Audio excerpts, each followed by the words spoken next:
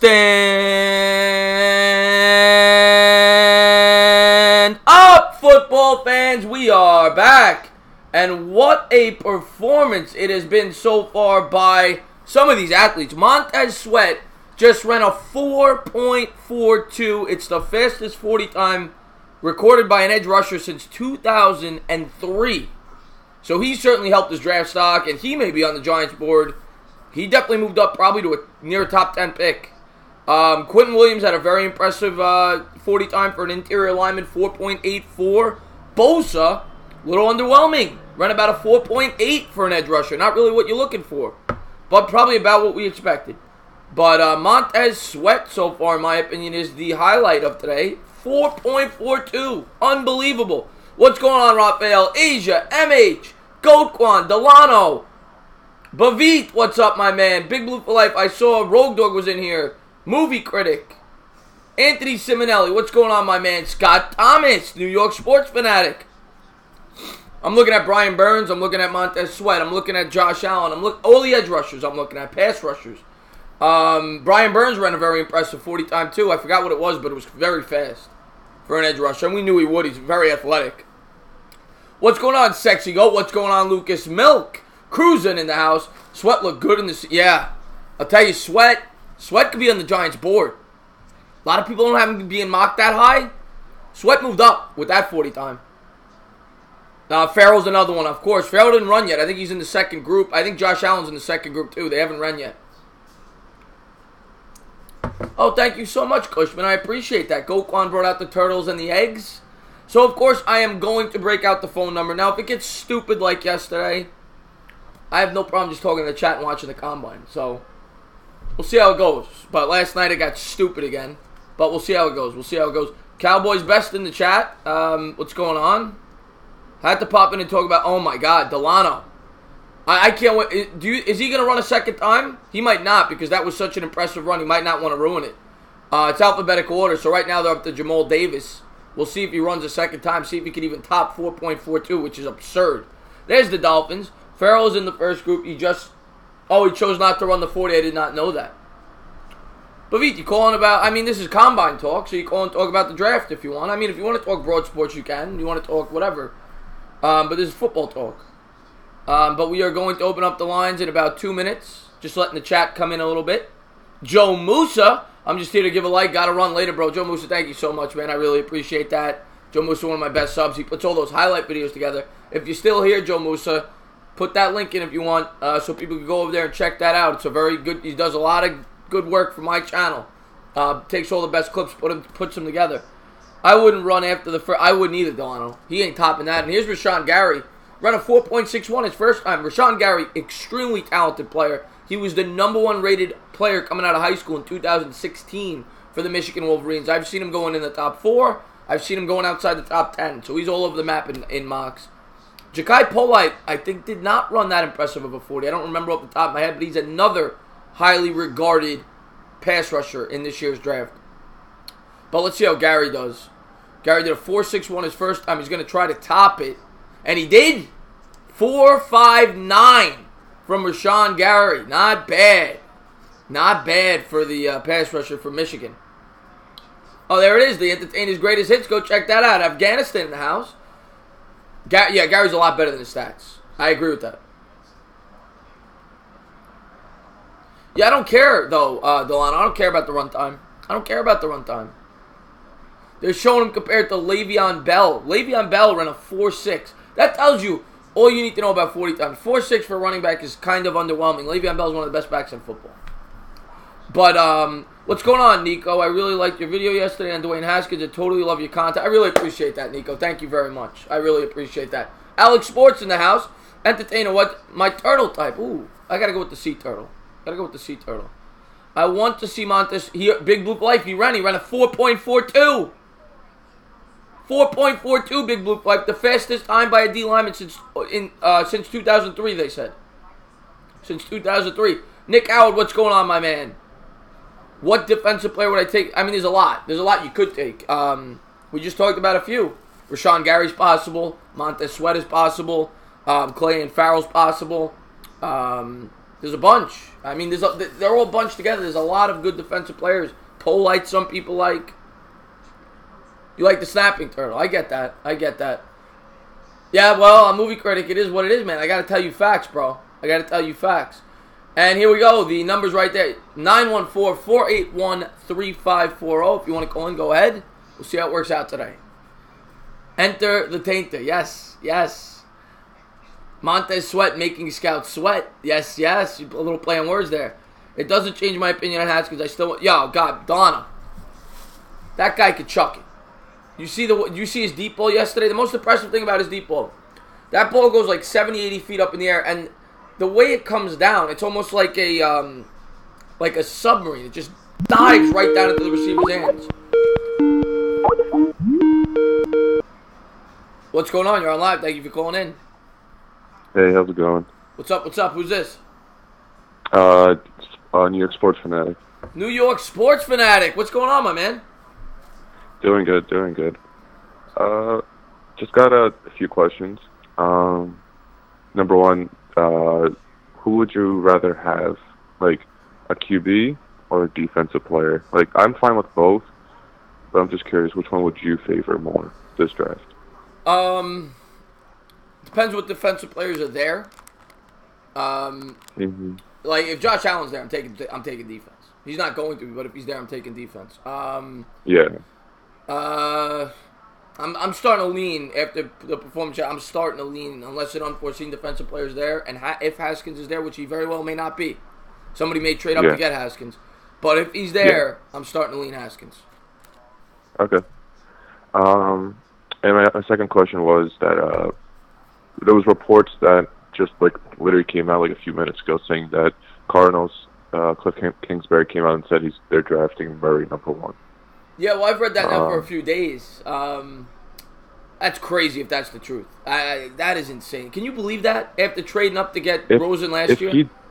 If he does that, I swear to God, if they give up on Rosen, I'll give up our number 6 pick for Rosen. So you'd rather give up the 6th pick for Rosen than draft Haskins? Yeah, Rosen's a lot better than Haskins. All right, interesting. I mean, Rosen's very good. The problem I had with Rosen going into last year's draft wasn't his skill set. His personality. Wasn't his skill set.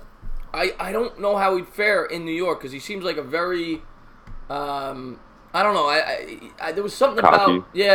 Something about him. But he's definitely a talented quarterback. If they did that, I'm not going to be screaming at the top of my lungs. Let's put it that way. He reminded me of Jared Goff when he was coming out of the draft. Yeah, that's a fair comparison. And I don't know. I just believe in him more. And he was in a horrible situation in Arizona. I don't even understand how they can give up on him. Like, I don't think did they even realize that he had 3 different offensive coordinators, the worst O-line in the whole league. He had no wide receiver core. He had a coach that just got fired. I was like, I don't even know. Yeah, no, he was in a horrible situation. And you bring up a great point about. Let me block that call right quick. I forgot what I was going to say because I just got that call that came in. But you brought up something that I liked. Damn it! I'm getting the unknown number calling in again. I got thrown off. I apologize. You're good. It's all good. Just watching the combine here. But anything else, man? No. All right, buddy. Not at all. I appreciate the call, and I'm going to let you go, and I'm going to answer this more. We're probably going to suspend calls if this person keeps calling. But thank you for calling in, buddy. Probably Patriots for life. Yeah, it's an unknown number. It's the same person who was calling yesterday. Some kid. But I'm going to let you go, buddy. All right, sounds good. All right, my man. All right, we'll take the next call. You're live. Thank you for calling in. The entertainer. It is the movie critic. What's up, bro? The movie critic. Before you talk, I just saw that somebody said, what did I think of DK Metcalf yesterday?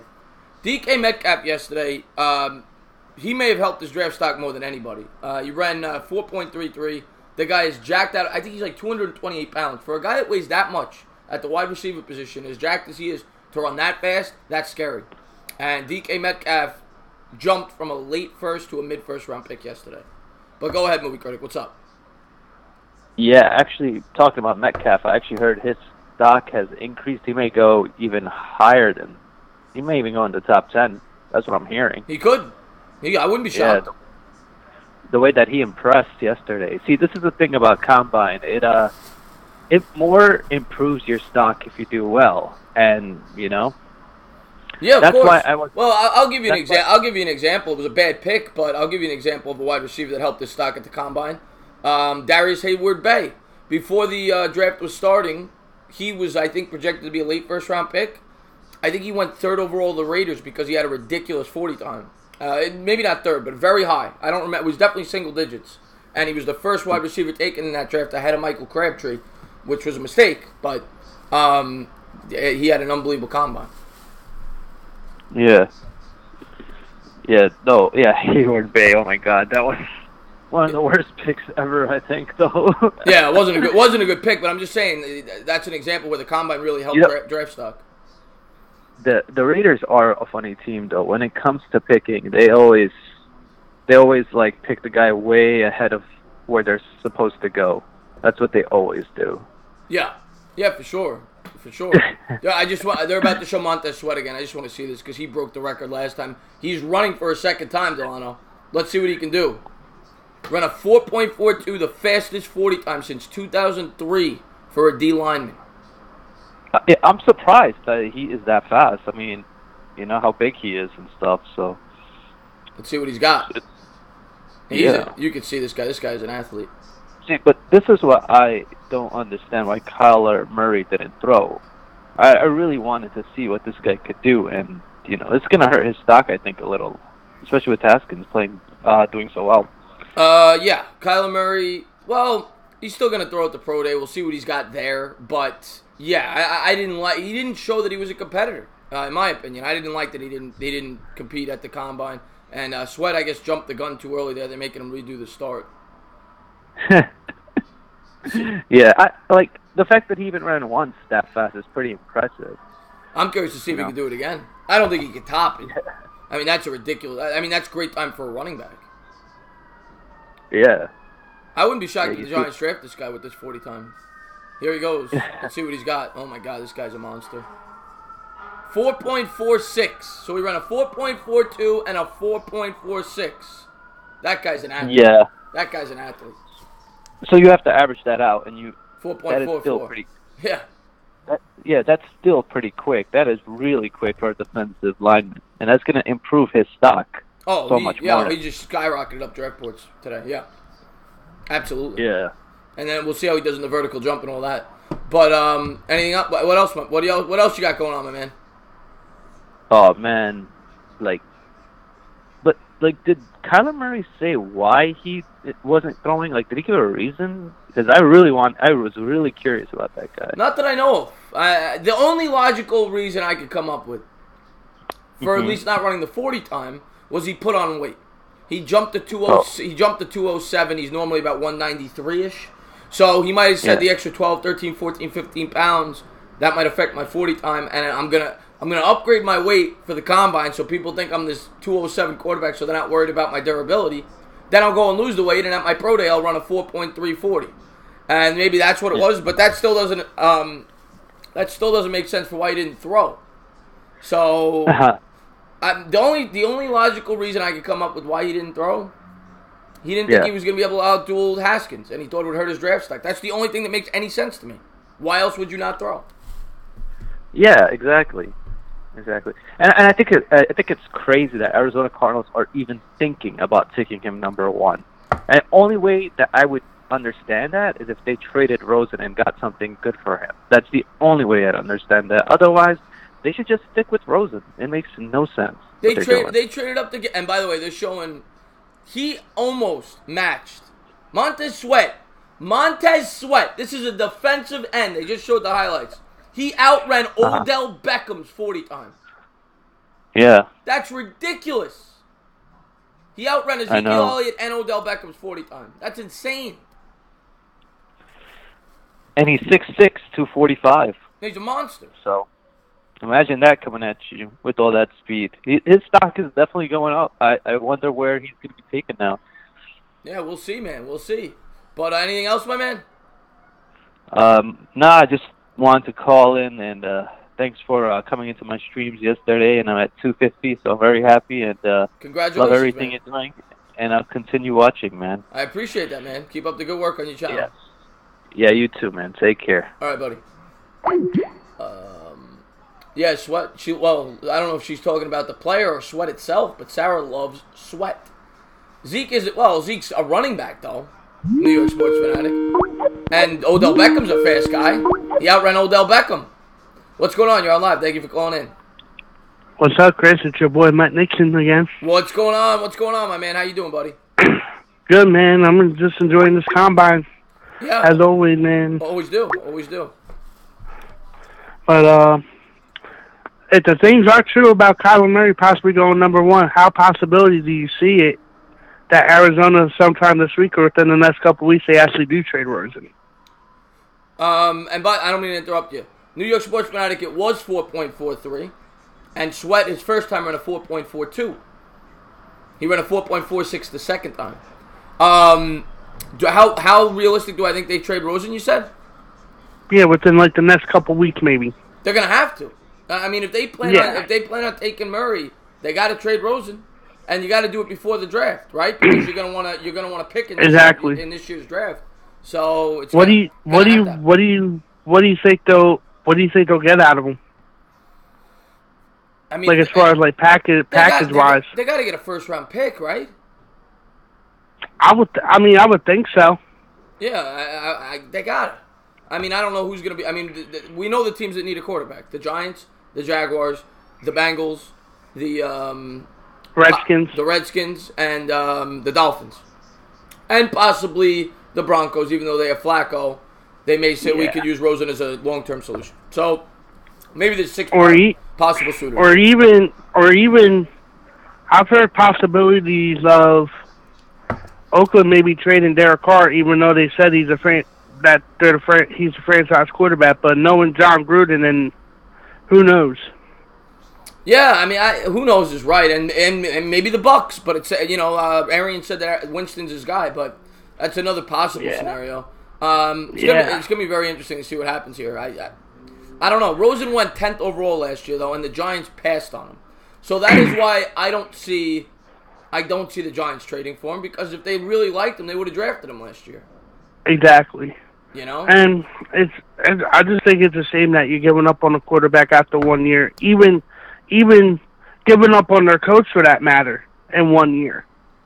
Well, yeah, that's the thing. I mean, to give up on a quarterback after 1 year, I mean, there's been so many quarterbacks, Eli included, that have bombed their first year. Mm-hmm. And then, Eli, of course, bounced back. He made the playoffs his second, his third, his fourth, and fifth year. He won a Super Bowl his fourth year.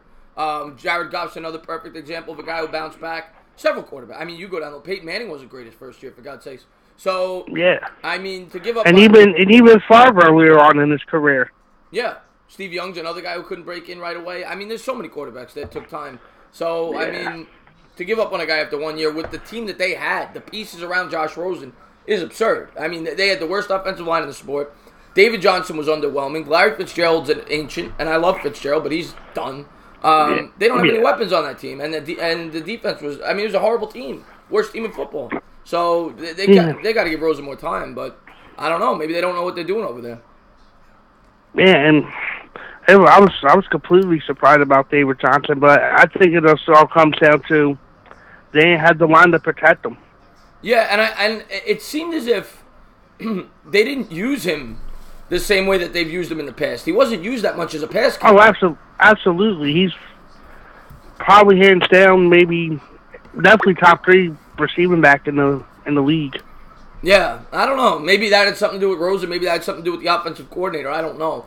But it just seemed like they didn't use him the proper way. Yeah, they definitely didn't. Hold on. Is there any DBs that you're interested in seeing tomorrow besides like Adderley? Well, I'm interested to see all the top corners and safeties. Baker's one that I want to see. I mean, there's a lot, But, I mean, this is the day I'm most interested in. Today and yesterday, of course, the quarterbacks and pass rushers. And the offensive linemen. First day I was interested in seeing, but specifically the quarterbacks and pass rushers. That's what I'm most interested in. What offensive lineman do you think stood out the most for you? I'm trying to.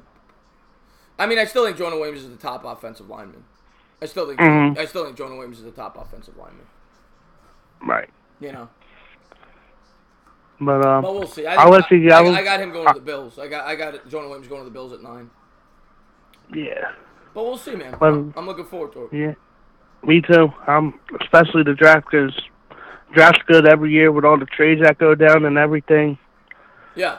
And even like free agency in a couple weeks. This is like, to me, this is the best time of football is the off season. Well, unfortunately, as Giants fans, it is. I mean, for me, Yeah. it is because I mean they've been horrible the last 2 years. So you look forward to this from week 8 on. So hopefully we can improve the team this year. But I'm gonna let you go, buddy, in case somebody else wants to call in. Thank you for the call. No problem, man. Always good talking to you, bro. All right, my man.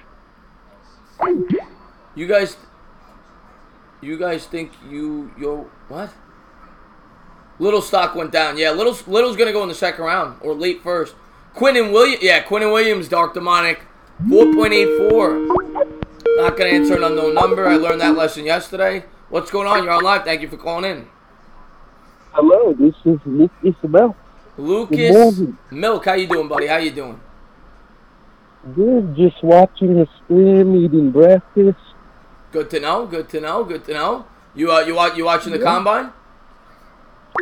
I can only watch it on my phone, so I choose to watch you. Oh, well, thank you very much, Lucas. Yeah, this is my favorite. This is my favorite day of the combine. Oh yeah, the D lineman. You got the best. Yeah, you got some of them are really good athletes. I like to see the bench presses on the interior D line. Everybody. Right. What did you think? What did you think of some of the athletes that run the 40 time there? Montez Sweat, Brian Burns in particular. Oh, Montez Sweat. Oh my goodness! If he's on the board and Haskins on the board, I'm taking Sweat. Really? You're that high on him after today? He will bring such a big impact. Yeah. It will be like the greatest pass rusher we've had since Greyhound. I mean, Montez Sweat, I've liked Montez. Actually, Kid Blue, before this combine, had the Giants selecting Montez Sweat 6th overall because he likes him that much. I like Montez Sweat. He fits what we do because he could play the 3-4 outside linebacker. Yeah. I still have him going to the Packers at 12. That's where I had him going. I think I'm going to stay there, but he might have helped his draft stock for sure today. We'll see. Yeah. That's so crazy for me. Oh, great time. Reminiscent of Pierre Paul. Remember Pierre Paul, that very impressive combine? He shot up the charts. Oh, yeah. Yeah. But anything else you got going on, Lucas, other than, of course, drinking your milk? No, not really. What's tomorrow? Tomorrow you got the secondary. You got the corners and the safety. Okay. Yeah, so today we're going to get to see the linebackers after this. We'll get to see Devin White in action, which I'm really looking forward to. It's going to be a fun day. I love the combine. Yeah. Are you going to do a call-in show tomorrow, too? Yeah, every Monday I do a call-in show. For the combine? No, probably not for the combine. I'll probably take the combine off tomorrow and do the night call-in show. Okay. Yeah. But I'm gonna let you go, buddy, in case somebody else wants to call in. But thank you for tuning in, and I hope you keep watching. Yeah. All right, buddy. Thank you very much. Just heard a siren in the background there. That usually means somebody joined the channel, so thank you for doing that. Greatly appreciated. What's going on? You're on live. Thank you for calling in. Hey, Chris. How you doing? I would recognize that voice from 10 miles away. It's Bobby from Vermont. How you doing? Oh, what's going on? Well, I'm a little... Just want to say hello to a couple of people. I just want to say hello to a couple of people that popped in. Ibudum, what's going on, my man? Redskins 24/7. Dylan's in the house. Thank you guys for tuning in. Scott Thomas, I think I said hello to you already. If I didn't, what's going on? What's going on, Bobby? How you doing, buddy? I'm a little further than 10 miles away. Put that away. Oh, that's a joke. What's up? How you doing today? You doing good? Yeah, just watching some of the prospects here, getting to see some of the... Are you drinking coffee? Yeah, I'm drinking coffee. What are you drinking, coffee? What's wrong with coffee? I don't like coffee. It tastes nasty. I'd rather have like hot chocolate or. You go with the hot chocolate, really? Did you? Well, you're not a tea guy. You're not a tea guy either. No, sometimes I drink that. Sometimes it's up to me. So you're doing good. How are the Mets doing in preseason? Are they doing good? Yeah, they got a winning record so far. I'm not following preseason that much. I can't get that much into preseason baseball. I get into the rookies, I guess. You want to see how the first baseman's doing over there, but overall, I can't get too much into the preseason. I'll stream a game or two though for sure before the regular season. How's the combine show doing? I mean, it's underway. So far, Montez Sweat's been the standout. Brian Burns had also had a very good 40 time. Quinton Williams, for an interior D lineman, ran a 4.84, which is insane. So we've seen some good athletes. That's very good. Yeah, we've seen some good athletes, which we expected. This is regarded as one of the best defensive drafts in quite some time. So, yeah, I mean, you're seeing some of the cream of the crop here today. You like that Sweat guy, you said, right? I like him. I don't know if the Giants will take him at 6, but I had before this in my original mock, and I had him going earlier than most. A lot of people had him going in the 20s. I had him going 12th to the Packers. Oh, really? Yeah, and I may still keep him. I'm doing my next mock, I think Monday. I'm going to try tomorrow. Well, yeah, tomorrow's Monday. I'm hoping to have that up by tomorrow after the Combine, even though I know the secondary still goes. I'll probably have it up by tomorrow. And then I'm going to have that Met video I'm hoping up by tonight, part 2 of that Met video. But, yeah, go ahead, Are you doing the football AAF today? What? No AAF. Today's Combine. I can't do too much. I'll kill myself. Oh, okay. Yeah, no. Well, what time are you going today on this call? What? Calling. No. What time do you go until this call?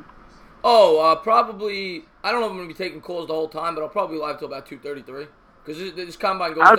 Combine goes till about 4 o'clock. Definitely tomorrow calling too. Yeah, tomorrow. 3 days of my voice. You believe that? You get 3 days of my voice. Oh, I love your voice. I love you. I get goosebumps whenever you call in, Bobby. You know that. You're all right, Chris. You're awesome. Let's see. I see okay, let me go to some of these. All right, Bobby. Thank you for the call, buddy. I see the Rum Boys is in the house. What's going on, Rum Boys? Everybody go over there and give them a look. They're putting in a lot of work over there. I think they just hit 800 subscribers last night. So congratulations to them. Nick Bosa put up 29 on the bench press, Anthony Simonelli says. Pretty impressive.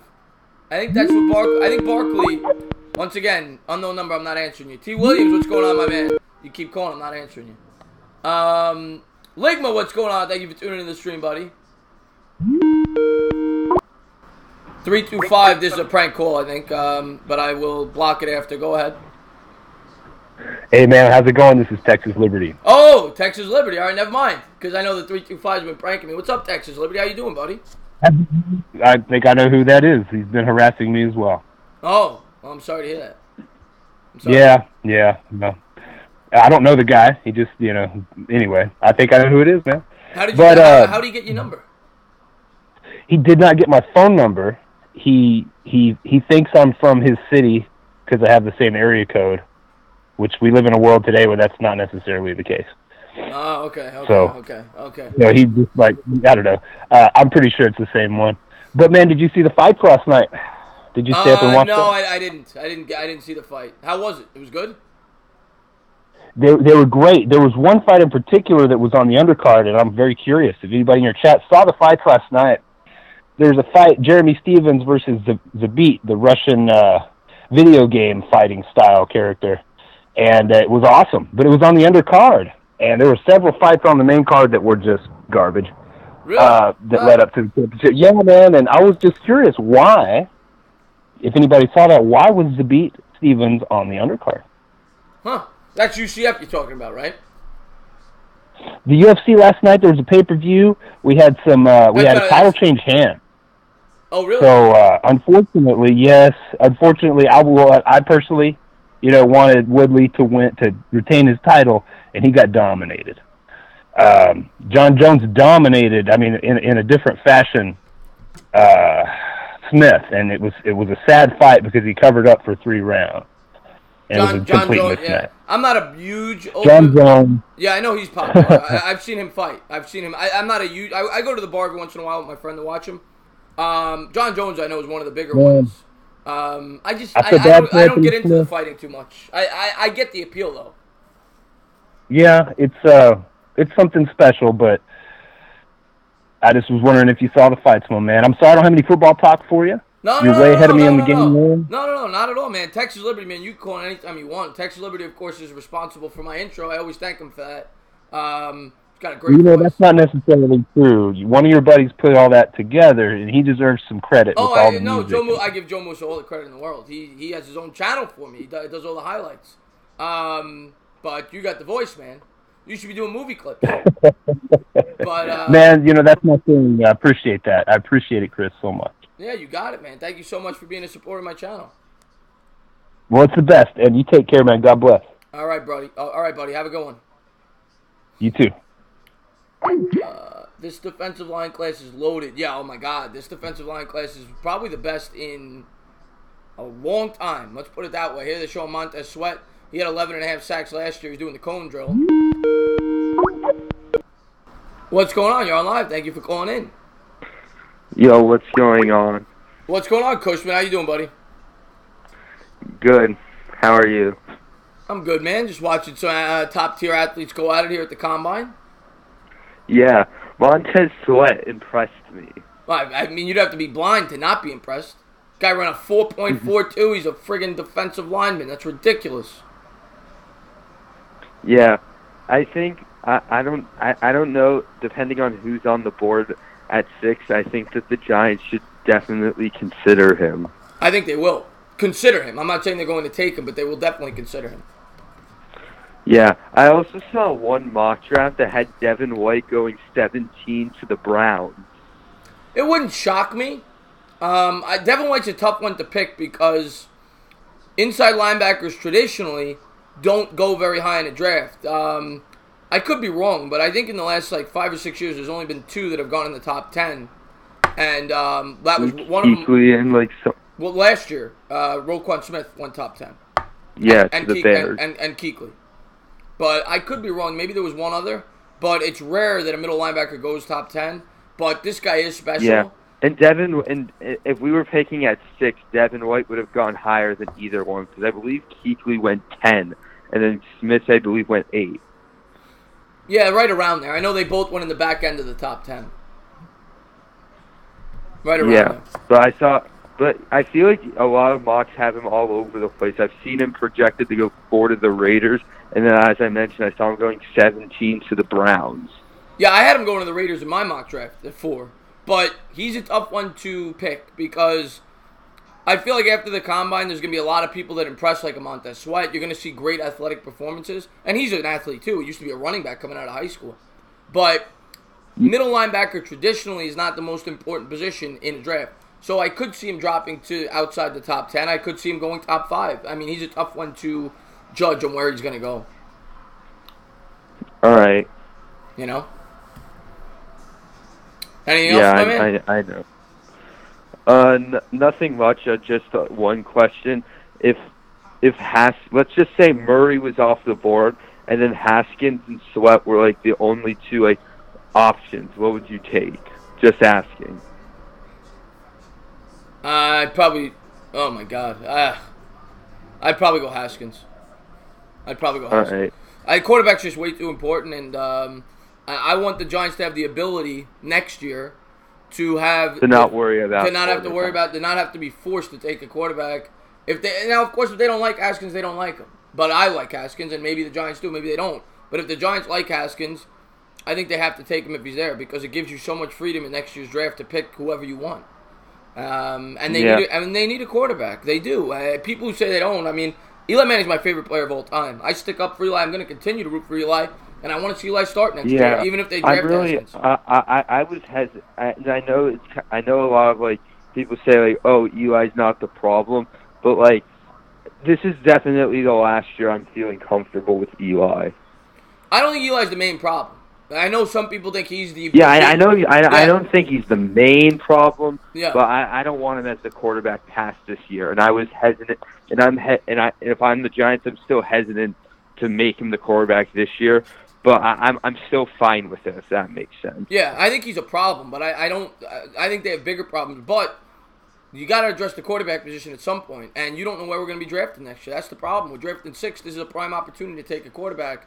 And if you like Haskins, you have to take him. And yesterday, Haskins showed that he's a damn good quarterback. So, in my opinion, I actually didn't see like Haskins throw yesterday, so I should probably watch that. I made if you want to see it, I made a video. Just check out my latest video. It shows all the throws he made. Oh, I'll check it out. Yeah, but Cushman, anything else, buddy? No, that's pretty much it. All right, my man. Thank you for the call.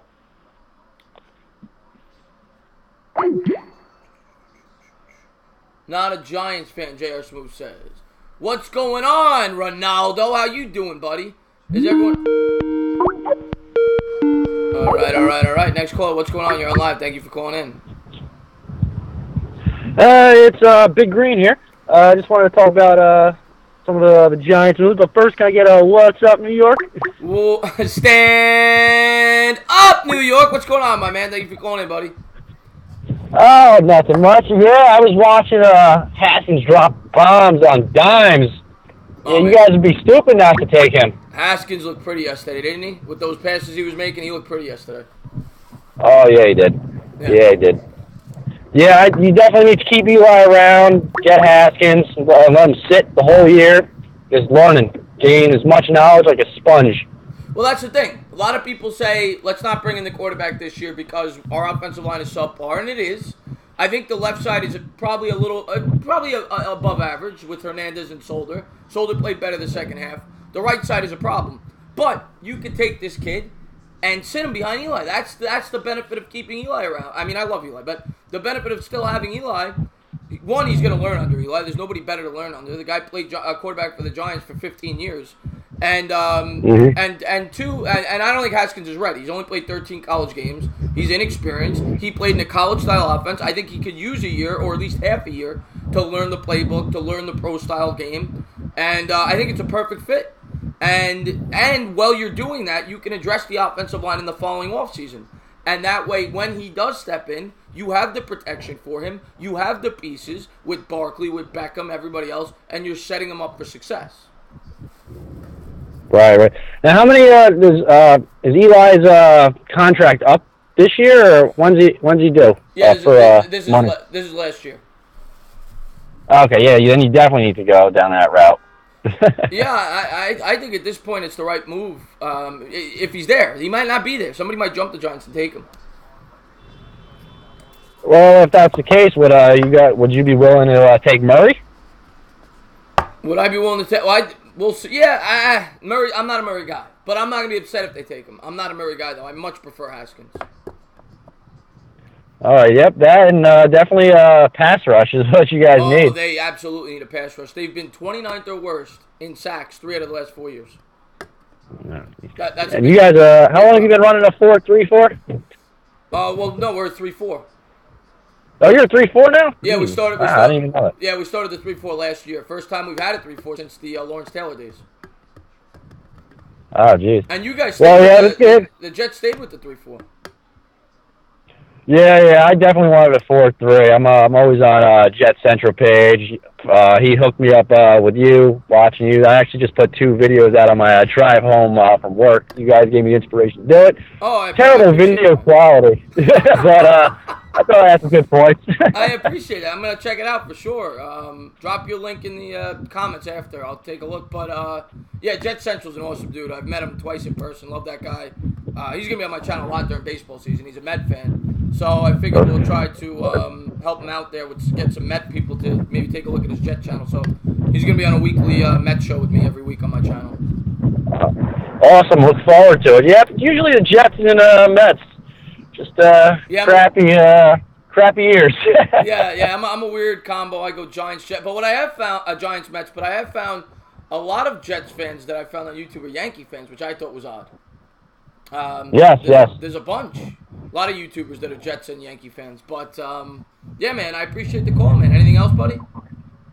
Nope. Just keep up the good work.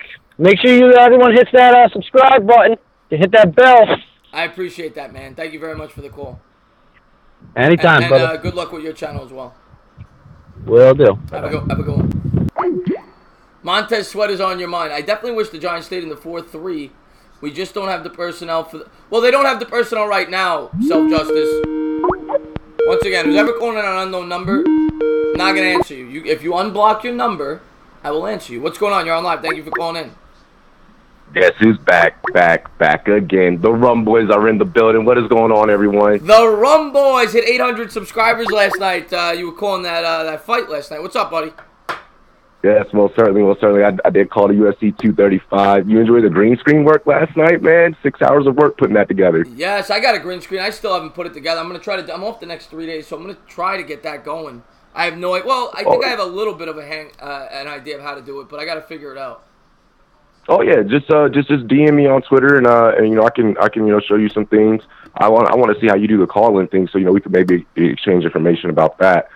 Wanted to thank you for the shout out first off, and I wanted to ask, what is your stance on when people say that Eli's not a Hall of Famer?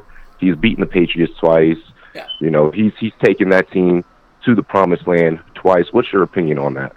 Oh, Mr. Bad Dog's in the house, by the way. I didn't see that. What's going on, Bad Dog? Everybody go check out his channel. Bad Dog. As far as Eli not being all, I mean, I've been asked this question several times, which is natural. I'm a Giants fan. It's absurd when people say he's not a Hall of Famer. It's stupid. I mean, if you could prove it in two different facets. If you go by statistics, he's top 10 in passing yards. He's top 10 in touchdowns. He has the second longest streak in the history of the NFL for most consecutive starts, and he would have still been going had they not benched him for Geno Smith. So he's durable, which is a very underrated attribute in quarterbacks. You need your quarterbacks to be on the field, and he certainly was able to do that. And then, of course, the clutch factor, the postseason success. He has the third most game-winning drives in playoff history, and he's played a fraction of the games of the guys above him. He has five or six game-winning drives. It's not just those Super Bowls. He has 5 or 6 game-winning drives, and I think he's only played in 12 playoff games. So half his playoff games, he had a game-winning drive. Yep, and he has one of the most Super Bowl memorable passes to catch off the helmet. So I mean, that moment, of course, I'm sure when the voters go back and they look at the NFL Films tape, they pull that piece of film out. That's definitely gonna have some heavy weight there, having a memorable moment like that for the NFL. And then another question. We are the Fantasy Network. We are getting ready to after the draft is over in April, do our fantasy mock drafts. Who do you see this year in fantasy blowing up for people out there that they may not expect? Okay, so like a sleeper? Yeah, like a sleeper pick, like a sleeper. I think DK Metcalf is going to be one of those rookie guys that's just really going to blow up this year. Yeah, for me to really answer that question, I got to wait till after the draft because I got to see the situation these guys get put in. Right. But right now, like in terms of rankings, I would legitimately have Barkley ranked the number 1 running back next year and the number 1 overall pick, especially in a PPR format. I would have Barkley. Okay, nice. I would have Barkley number 1 overall. Okay, so you're a PPR guy? Nice. Yeah, and I'd probably have Gurley 2. But he is coming off an injury, right? So I don't know. But I would definitely have Barkley 1 going into next year. I think he's going to have an even better year next year. Most certainly. Well, I just wanted come into the chat, pick your brain a little bit, call in, show some love, because I saw that you shouted us out this morning. So I wanted to come in and show some love. I appreciate that, man. Yeah, everybody go check out the Rum Boys. They're doing good work over there. And thank you for the call, man. Oh, most certainly. And everybody showing and taking some love. Smash that like button. I appreciate that, man. All right, man. Have a good one. Right. Yeah, McCaffrey's probably my top 5 running backs in fantasy. I would say McCaffrey. I would say Kamara, probably up there. They both catch a lot of balls. Those guys are definitely up there. Elliott, of course, is up there. Le'Veon Bell, depending on what situation he gets put in, would be up there. Yeah. There's your running backs. No, girl. I said Gurley. Dark Demonic. I said I'd have him second behind Barkley on the phone call. But the only thing, the injury, I don't know. I'm not an unknown number. You could call in all day. It's like a Christmas melody. We'll hear the music all day. I'm not answering you. Until you're not a pussy and unblock your number, I'm not answering your phone. Geis is, we'll see about Geis. Coming off that bad injury. But yeah, he was a highly regarded rookie coming out last year. All right, next call. You're on live. Thank you for calling in. How are you? Hey. What's going on? Who's this? Come on now, you know who it is. Oh, Dark Demonic. Not Dark Demonic. No. I'm looking at the chat. God damn it. I know who it is. Detonator. Yeah, how you doing? What's up, man? How you doing, buddy? I'm doing fine. I'm just home alone for the weekend, and I'm just chilling out, taking care of my dog. I woke up this morning, I'm like, I'm not going to church today, and that's all that happened. So you I was like tired. What? No, go ahead. I was just like tired after yesterday. Like, I partied so hard because like I didn't actually party because I'm still like a dweeb, but like I drank a lot of $1 Coke. Like I bought this Coca-Cola. It was like $1 from the dollar store. It tastes like ass, but it's only 150 calories. So I was like, I'll take it. That's not the way I party. But I get it. Yeah, of course you got your Eagle Scout yesterday, so that was a life accomplishment for you. So again, congratulations on that. And so what do you got going on today? You watching the combine at all? No, because I've just been chilling out, trying to get with my friends and trying to hang out with them. I hear you, this man. weekend, so I'm just like, yeah, because like it's always fun to have them like whenever you can, if everyone's available, just to hang out with them. So. Yeah, of course. And what kind of dog you got? It's a mutt, so it's like part whippet, but it also has a Shiba Inu inside of it. Okay. And she hates me. Yeah, so like we got her from a hoarding house. So like the people from the hoarding house, no, she didn't come. We didn't get her from the hoarding house. The hoarding house got picked up from the shelter, and the shelter gave it to us. And what ended up happening was the people that owned the hoarding house or take care of it were like teenage men like I am. So she now has PTSD, so I can't go pet her without her growling at me or at least trying to bite me. And I've known her for 2 years, and she still hates me. So, Oh, man. That's rough. But, yeah, no, and she's like 2 years old, 3 years old, something like that. Anything else, buddy? So what do you think of the combine? I haven't been able to watch it, but like any really big poppers out there for you? Well, today Montez Sweat has been the big popper. Quentin Williams, of course. I expected Quentin Williams to have a great combine. Certainly showed it. He ran a 4.8, 4.40, which is huge for an interior defensive lineman. Montez Sweat, the fastest 40 time in the last 16 years for an edge rusher. He ran a 4.4. My friend's a Packer fan. He really wants Montez Sweat. I had him going to the Packers in my first mock draft at 12 overall. He may be moving up now. We'll see. Because that is a very impressive 40 time for a... So what was the 4 again? What was the 40 time? 4.42. It's faster than... Damn. To put that in perspective, and now it's official, was 4.41. I guess it was a little quicker than what they said. And Brian Burns ran a very impressive one as well, 4.53. But 4.41, to put that in perspective, Odell Beckham ran a 4.43. So Montez Sweat as an edge rusher ran a quicker 40 time than Odell Beckham. That's quite fast. I don't know. If he raced me, though, I think I'd win. But, yeah, no. My calves are looking like limp noodles, but you know what? I got this. Yeah, man. But anything else, buddy, before I let you go? No, I just want to say thank you very much for taking my call, and you have a great day. I'll see you in the chat. You got it, man. Thank you for the call, buddy. Not answering you, man. You keep calling with your unknown number. We'll keep hearing the doot-doot, doot-doot. I'll hear doot-doots all day. It'll be fun.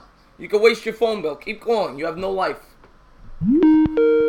Odell, I heard, is faster than his combine time. He might be a bit, but either way, even if he is a little faster than that, the fact that Montez Sweat is comparable to Odell Beckham for an edge rusher, that is insane. That beat is free, Michael Capone. I might make a song out of this. I might start rapping to this. So please keep calling in. All right, we have an actual person who's not a pussy and shows their phone number. What's going on? You're on live. Thank you for calling in. Hello. I was just wondering, has Josh Allen ran yet? No, I don't think he has. No, I don't. I think maybe he's in the second group. I haven't seen him yet. Okay, I just wanted to say that I really like your videos. Keep up the good work. Who is this, by the way? Nico. Oh, okay. Oh, yeah. I saw you in the chat earlier. You said that you liked the Haskins video. Yeah, I appreciate that. Thank you very much, man. Okay, thank you. Bye. All right, man. Have a good weekend. You too.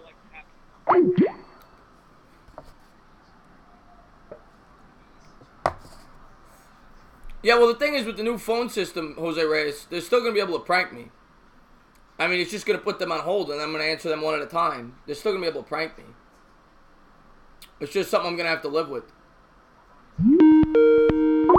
Taylor, I appreciate that. Well, yeah, I do. A lot of cute kids calling. Ligma, Bad Dog Kylo said he wasn't doing anything at the combine. Yeah, he didn't. He didn't participate at the combine. What do you mean, a.k.a. Chris Sinor? Oh, he's a cute kid. Yeah, well, Chris Sinor's the best. I love this melody. You guys are enjoying this, right? Right now I'm using OBS. I use Skype for calls. It's $5 a month. $5 a month. Is Montez Sweat related to Josh? I don't know. We'll do it all day. What's going on, Procaccini? How you doing, buddy? Kristen was 13. Or 12 or 13. The melody's getting sexy goat happy. I'm glad everybody's enjoying the ringtones. I enjoy that. The melody's just amazing to the ears, Michael Capone says. Thank you so much. I'm going to let you keep providing the melody, unknown caller. You're doing a good job. Being a pussy. Dialing star 86, whatever you're doing. I'm not stupid. You think I'm that retarded? I'm going to let it play a little bit longer so we get to... Oh, he hung up, but he didn't let it continue the melody. I'm going to give it another 2 minutes. If nobody calls in, I'm just going to go to the chat. And we'll suspend the calls for the rest of the show. What's going on, Joe Lutz? How you doing, buddy? I look like Carl Lewis once at 13 being chased by the cops, Richard Neal says. Yeah, we'll probably... It doesn't seem like anybody else is calling in but this numbskull, so probably... Oh, we got a new caller. What's going on? You're on live. Thank you for calling in. Hey, what's up? It's Anthony Simonelli. What's going on, Anthony Simonelli? How you doing, buddy? Hey, good. I just wanted to talk about these announcers, like, for the Combine. They sound, like, really stupid to me. Like, they're talking about, like, how the defensive linemen are, like, doing well, and he keeps saying, oh, he's putting his foot in the ground. Like, obviously, everybody puts their foot in the ground. Like, so they don't make any sense. Yeah, I can't hear the announcers because I got it on mute. But, yeah, I guess they mean that they're using good mechanics, how they get burst off the ground with their feet. I'm assuming that's what they mean by that. Okay. Like, they get to get burst. Okay. What were you saying? Yeah, I mean, I just also wanted to address the Josh Rosen situation. Like, his personality, like, if somebody asked him to stand up, he'd stay seated. He'd say nobody gives a shit. Yeah, I'm not a big Josh Rosen guy for New York. I still think he'd be successful. I just never thought he'd be good for... But, to be fair, a lot of people said that about Eli Manning, too, and look how that turned out. So, you can't always judge a quarterback based off of his personality. Yeah, that's true. I'm not going to be screaming at the top of my lungs if we got Rosen, but I don't think it's going to happen. I'd be shocked. Because I go back to what I said earlier. If the Giants really liked Rosen, they would have drafted him last year at 2. They had a chance to have him as a Giant. You know? Well, yeah, his personality kind of reminds me of Aaron Rodgers, which isn't a bad thing. Because look how Aaron Rodgers is turning out, but... Yeah, well, he can't... Unfortunately, he can't play like Aaron Rodgers. Yeah, I know. But that's no knock on Josh Rosen. No, in my opinion... Since I've been watching football, I was born in 85. I started watching football regularly since about 92. Since I've been watching football, in terms of talent, I've never seen a more talented quarterback than Aaron Rodgers. Yeah, he's crazy. Yeah. But yeah, that's all I wanted to address. All right, buddy. Thank you for the call, my man. Have a good one. Thank you, you too. All right. Maybe they liked Rosen, but thought Barkley was a generational talent. It's fair, Jose Reyes. It's fair. Maybe.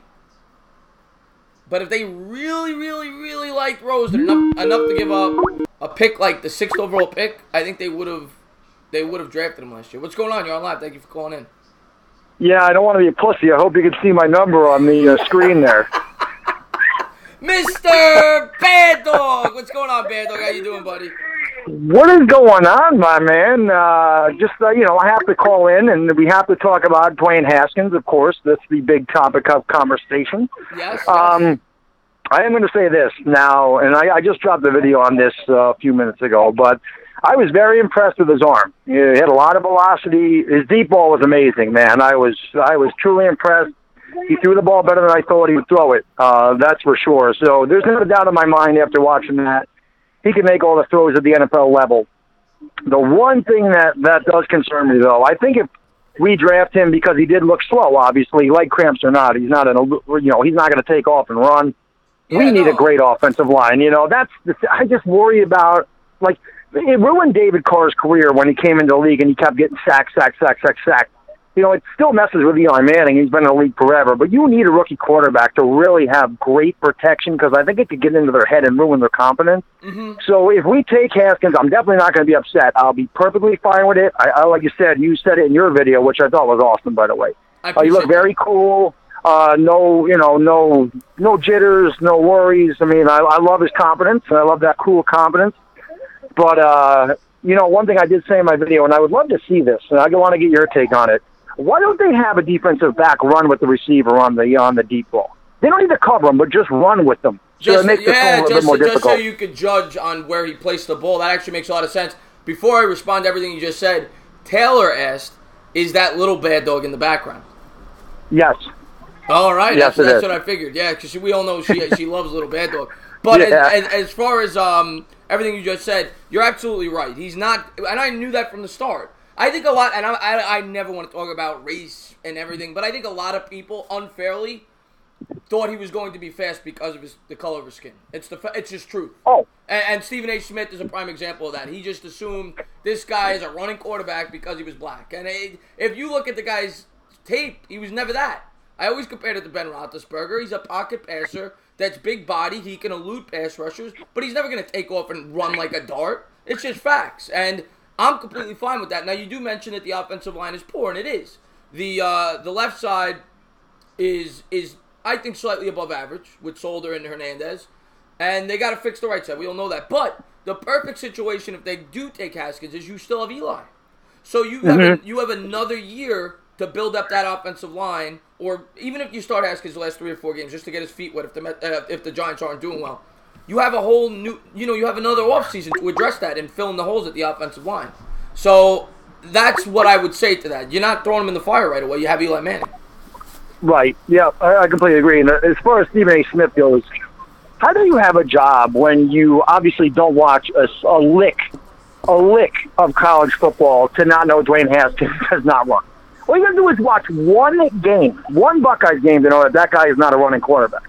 It's like, who's the other guy? Was it Achilles Smith? They thought he was and there's a bunch of those guys where it's like, oh, he's a running quarterback, and they don't run. I think there's and I don't think it's intentional, but I think that in the media there's almost like a racial stereotype, where they just assume they run. And whenever you hear, most of the time, when you hear experts compare African American quarterbacks to former quarterbacks, they always compare them to African American quarterbacks.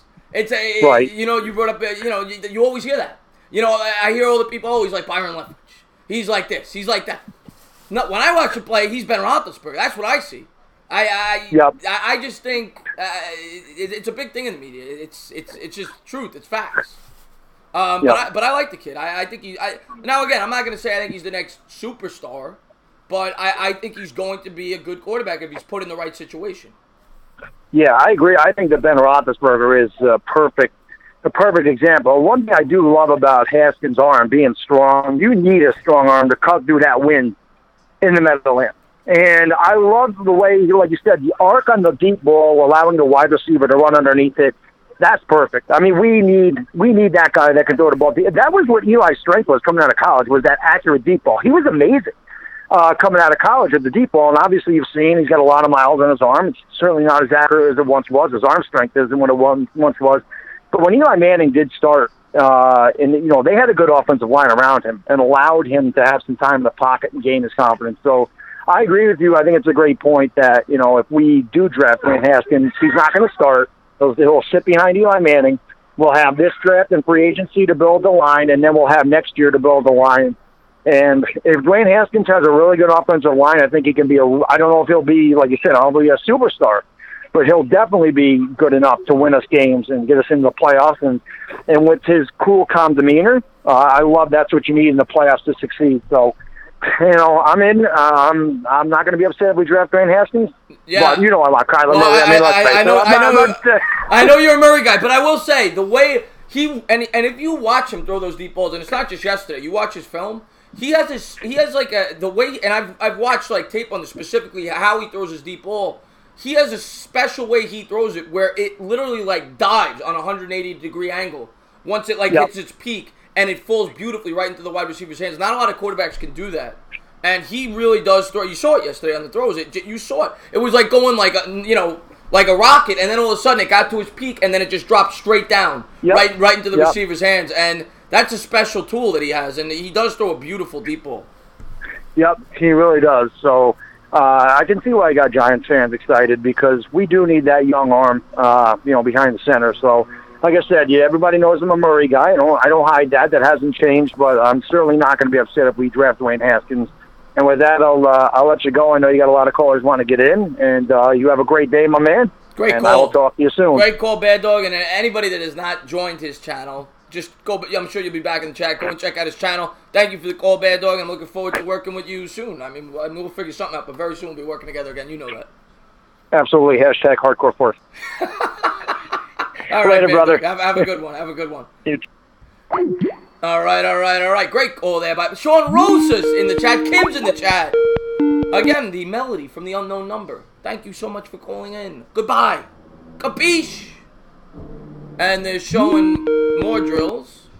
I think he likes that I'm commenting. I'm not even going to comment. I'll just keep boom, boom. Goquan, call in, buddy. Always love talking to Goquan. Yeah, Jose Ray, I won't anymore. Can I read Mike Nixon? Just type it again, because it's just too much work between watching the TV, between watching the calls. Just type it in again. Would you trade down for Montez Sweat? MH loves Montez Sweat. Oh, I saw that number, Taylor, when I was on the phone with Bad Dog. Let her call in again. I will answer. I think it was 5 something. I'll answer it. She's called in before. She called in once before. Showing Brian Burns here had a great 40-time ultra-athletic defensive lineman there out of Florida State. Man, he looks like an athlete. This kid literally has no life. He literally has no life. Like, why do you continue to call just to get the busy signal? I don't understand. I don't think this is Kim from Mexico, but we got another caller. What's going on? You're on Live with the Entertainer. Thank you very much. Your quarterback comparison take needed to be put out there. That's just facts, Rum Boys. I mean, that's just... Anybody who doesn't recognize that is just lying to themselves. There's still, unfortunately, a lot of it's not intentional. There's still racism in this country. Everybody knows that. What's going on? You're on Live. Thank you for calling in. Hit his eye, stuck in the Sunday. Stuck in the 80s. What's going on, my man? How you doing, buddy? Good. I'm going to have a different name every time I call your show. By the way, again, I'm going to mention it. Thursday, I am going to be on Stuck in the 80s channel. We're going to be talking about our favorite top 10 80s and 90s movies. So you are going to want to subscribe to that. You're going to have a good time watching that. It's going to be a lot of fun. What's going on, my man? How you doing, buddy? I'm good. I just got home from church and saw you were doing a live stream. I'm like, hey, I got to hop in there. And then, I can't top Bad Dog's call, but I at least got to, try to do something as good. And I also see this Antonio Brown news where he's whining like a bee, talking about how he doesn't want to play anymore. He don't need the game. I don't need to prove anything. And I was wondering if you've seen that and what your thoughts are on that. Yeah, I don't like that. I mean,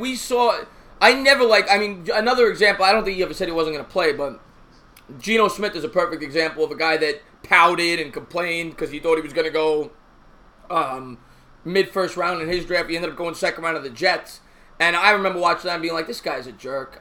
Even if he's talented, I wouldn't want him on my team. I don't like players that have that mindset that, go out there and prove yourself. That, you know what I'm saying? If be like Russell Wilson. If you drop to the third round, go out there and prove yourself. Prove everybody wrong. Be like Tom Brady. I don't like these people. I don't like that mindset. I hate it. And the weird thing is we've seen this with Antonio Brown with the Steelers, and we're seeing this kind of behavior with Le'Veon Bell, who sat out the whole season. So I'm wondering, is there a big problem in the Steelers organization, or is it maybe the head coach or Big Ben, because something is clearly wrong over in Pittsburgh? Not a fan of the team, but this is just a bad look for the NFL, I think. Well, Pittsburgh, there's a big problem in Pittsburgh. They're in complete... Now, I think, I'll say this. I don't blame Le'Veon Bell for sitting out last year. I think that the way that the Steelers treated him throughout his career was wrong. That guy was a big part of the reason why they were nearly going to Super Bowls year in, year out. They were always one of the top 3, 4, 5 teams in the league, and they franchised them year after year after year. And there comes a point where you're like, you know what? I'm the best in the league at what I do. I should be getting more than what I get. I should be getting a longer-term commitment. So I get why Le'Veon Bell did what he did. And I think Antonio Brown is out of line. He's a diva. But I get why Antonio Brown is kind of forcing his way off the Steelers, because the Steelers have not shown respect to the players that get them to the point where they've gotten. You know what I'm saying? So I see it from both sides. Yeah, I can too. And you said Brown was a diva. I'm pretty sure all wide receivers that are like in the top 20 are divas. That's pretty standard in the NFL these days. There's exceptions. Marvin Harrison wasn't. That's true. Yeah, there's exceptions. True. I'll give you that. Yeah, there's some exceptions, but yes, there's a lot of the top, and you don't really hear much from DeAndre Hopkins. But you know what? He does it right. Larry Fitzgerald, another good example. Yeah, now I'm starting to think about it. There's been guys. Yeah. But you're right. A lot of the upper echelon wide receivers, Ocho Cinco, whether Terrell Owens, Randy Moss, Odell Beckham, yes, they are divas. Bunch of crybaby divas. So wanted to start you this weekend, entertainer, because I have not been watching any of the NFL Combine. Just kind of get maybe your take. Who are a couple players you feel have overperformed or increased their draft value so far this weekend, and who maybe a couple players that have underperformed and hurting their draft value? All right, DK Metcalf for sure was a standout yesterday. A 220-pound wide receiver ran a 4.3340. He was being projected to go late first. He's probably going to go mid to early first now. I could see somebody going in the top 10. Today, Brian Burns ran a 4.53 for an outside defensive lineman, and we all knew he was an athletic project. He's not a fully... that's what they say. The scouts, they said he's not a complete package yet. He still needs to work on his technique, but he's an athlete, looked great. And, of course, Montez Sweat. Montez Sweat today ran the fastest 40 time since 2003 for an exterior lineman, a pass rusher. He ran a 4.41. That's a faster time. 4.41? Yeah, it's a faster time than Odell Beckham ran. And he's a defensive end. Jeez. Wow, that's scary. Yeah, I had him going 12 in my first mock, which was higher than most people.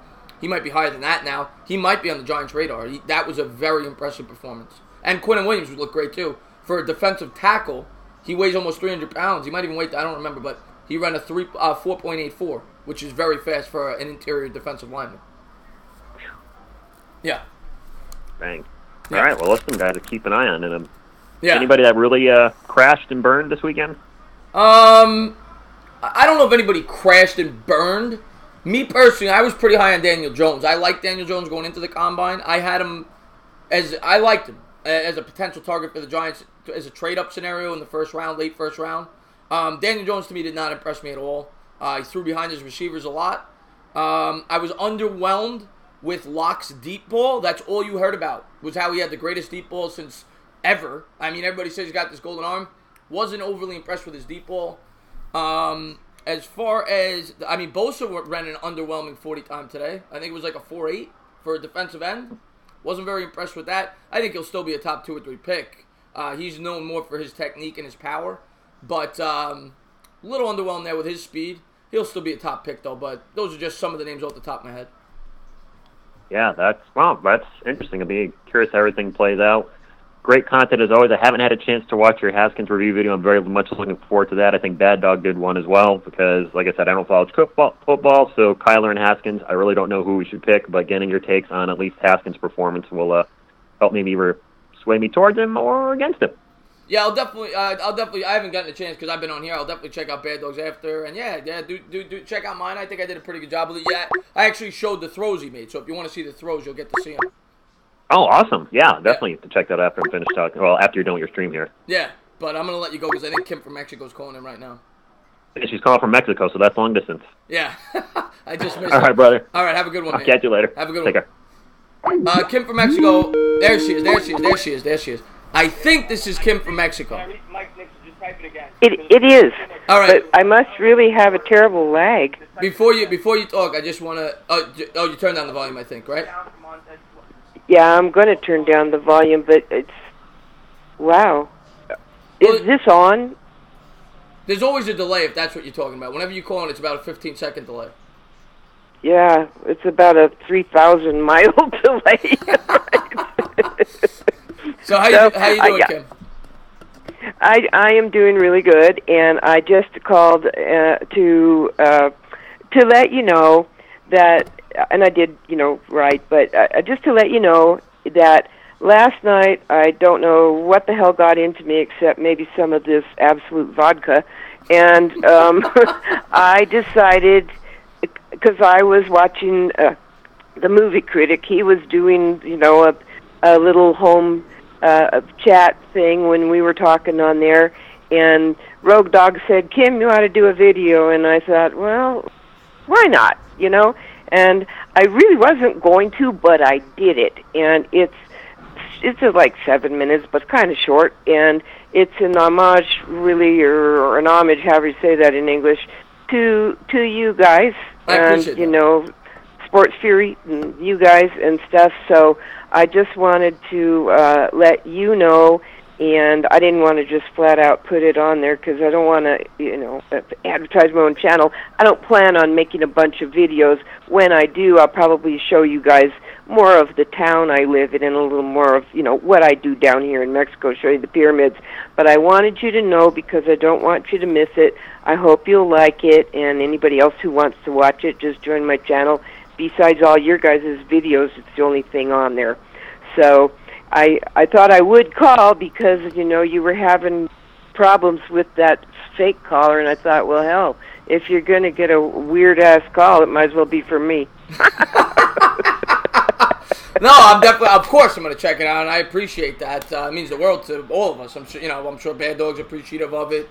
Sports Fury, Josh and Sean are two great guys over there. And I love being a part of it. I don't have any way to tell them it's on there, so it's just going to be hit and miss at who could even see it. Oh, I'll let them know. Well, that's kind of you, and but it's really for you guys, and it's just I'm not gussied up and looking my best, but I who the hell cares? It's not a beauty contest, right? So anyway, you have a great Sunday, and I'll be looking forward to the Hardcore 4 situation. That's going to be a tough call, man. Next week, you're going to get to see hopefully Bad Dog and me sing a duet. Really? Did you pick a song finally? We will. We're in the process of it. Did you at all look at what I sent you in that email? I fell asleep when I told you I was going to do that. I am absolutely going to do it after the show, I promise. So I will look at the song. Absolutely do, because the idea is interesting. And like I said, I'm not offended at all when you go, Jesus, Kim, what were you thinking? Idiot. Fucking fool. But do look at it, because it's an interesting concept on how it would really showcase Bad Dog, because he's the one who's having the problem. He's so shy. He does everything else, trash talks everybody, gets on here, does sports. He does everything in the world, but man, you ask him to sing, and he clams up, He's not a singer. I get it. I'm not a dancer. I don't dance. So everybody's different. Everybody's not. He knows what he's good at. He knows what he's not. Well, you know what? He can be good. It's just you got to find something within your range. He said he's good at the Elvis, so he's gonna do some Elvis hopefully. Yeah, I kind of looked at Elvis, but you check that out and you see what you think. It's something all four of you can do. I think it's a really fun idea, but you might go, what song is that? But it was famous for a long time, and just shoot me back a quick letter. Tell me what you think. And anyway, Bad Dog just wrote in the chat. He's definitely going to be singing on Friday. Okay, maybe you can forward him my letter, and if you think it's a good idea, forward it to him. See what he thinks, because it's interesting. It's interesting. I will. Because it's an Australian song, and he does a great Australian accent. Oh, he does. He definitely does. And so, it would really showcase him. But you can all join in. So anyway, think about it. I don't want to waste all your airtime with talking about dumb stuff like that you can just read real quickly in an email. But thank you all. Love you guys. Adore your fan base, the Shovel Gang. Everybody is so great. I just have the best time and wish you all the best. See you soon. Try to look at the song and definitely check out the little video when you can. Oh, I definitely will. And Kim, I need you to do me a favor. Stand Yes, what's that? up, Kim. Thank you so much for calling in. I really appreciate the call, and I'm looking forward to watching Thank the video. you. All right. Kim. Thank you, Chris. Talk to you soon. Bye-bye. All right, you have a good weekend, Kim. You too. All right. All right. Great call there by Kim. Big supporter of the whole sports YouTube community.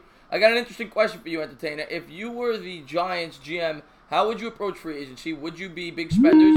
No, I would not be big spenders, because they don't have. First off, they don't have a lot to spend, and to become big spenders, they're going to have to make a lot of cuts. Then you have to replace all those players that you cut. So no, I would wait till next year when they're going to have a lot more flexibility. When Eli comes off the cap, when they cut Vernon, because Vernon's not going to carry near the same dead cap hit. Same with Jenkins. So they'll have a lot more flexibility next year. That's when I would spend the free agency. What's going on? You're on live. Thank you for calling in. Yo, Chris, how you doing? Oh, Bavith. How you doing, Bavith? I'm doing great. So, first I gotta ask you, how you holding up tonight? I'm doing good, man. I'm doing good. I dealt with some morons yesterday on the calls. That happened late in the show, but I'm doing good, man. I was talking about tonight. The snowstorm tonight. Well, what about tonight? What about?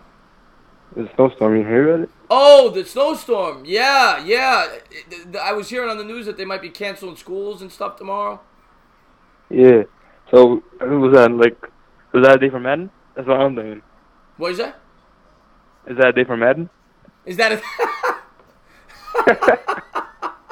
Well, I got some work to do after this. I'm putting in work. I'm finishing up my part 2 of the Mets video. I'm almost done with that. I'm 5 minutes in, so I probably gotta do about another 13, 14 minutes of that.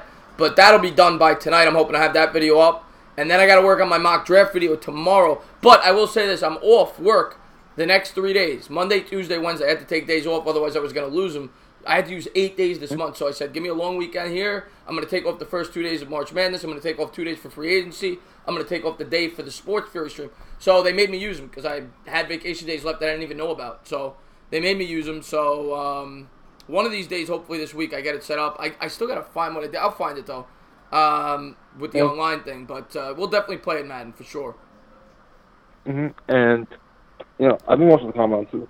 But what I found out was there's a lot of pass rushers we could pick up in the second round, because I think that's the 37th pick in the second round. So now my belief is that we really don't need a first round pass rusher pick. We could go with Dwayne Haskins. I'll say this though, what did you think? Have you been watching the combine today? Not the whole time. Man. Did you see what Montez Sweat did? No, I didn't see that. 4.41 40 time for an edge rusher. Wow. It's the fastest 40 time since 2003.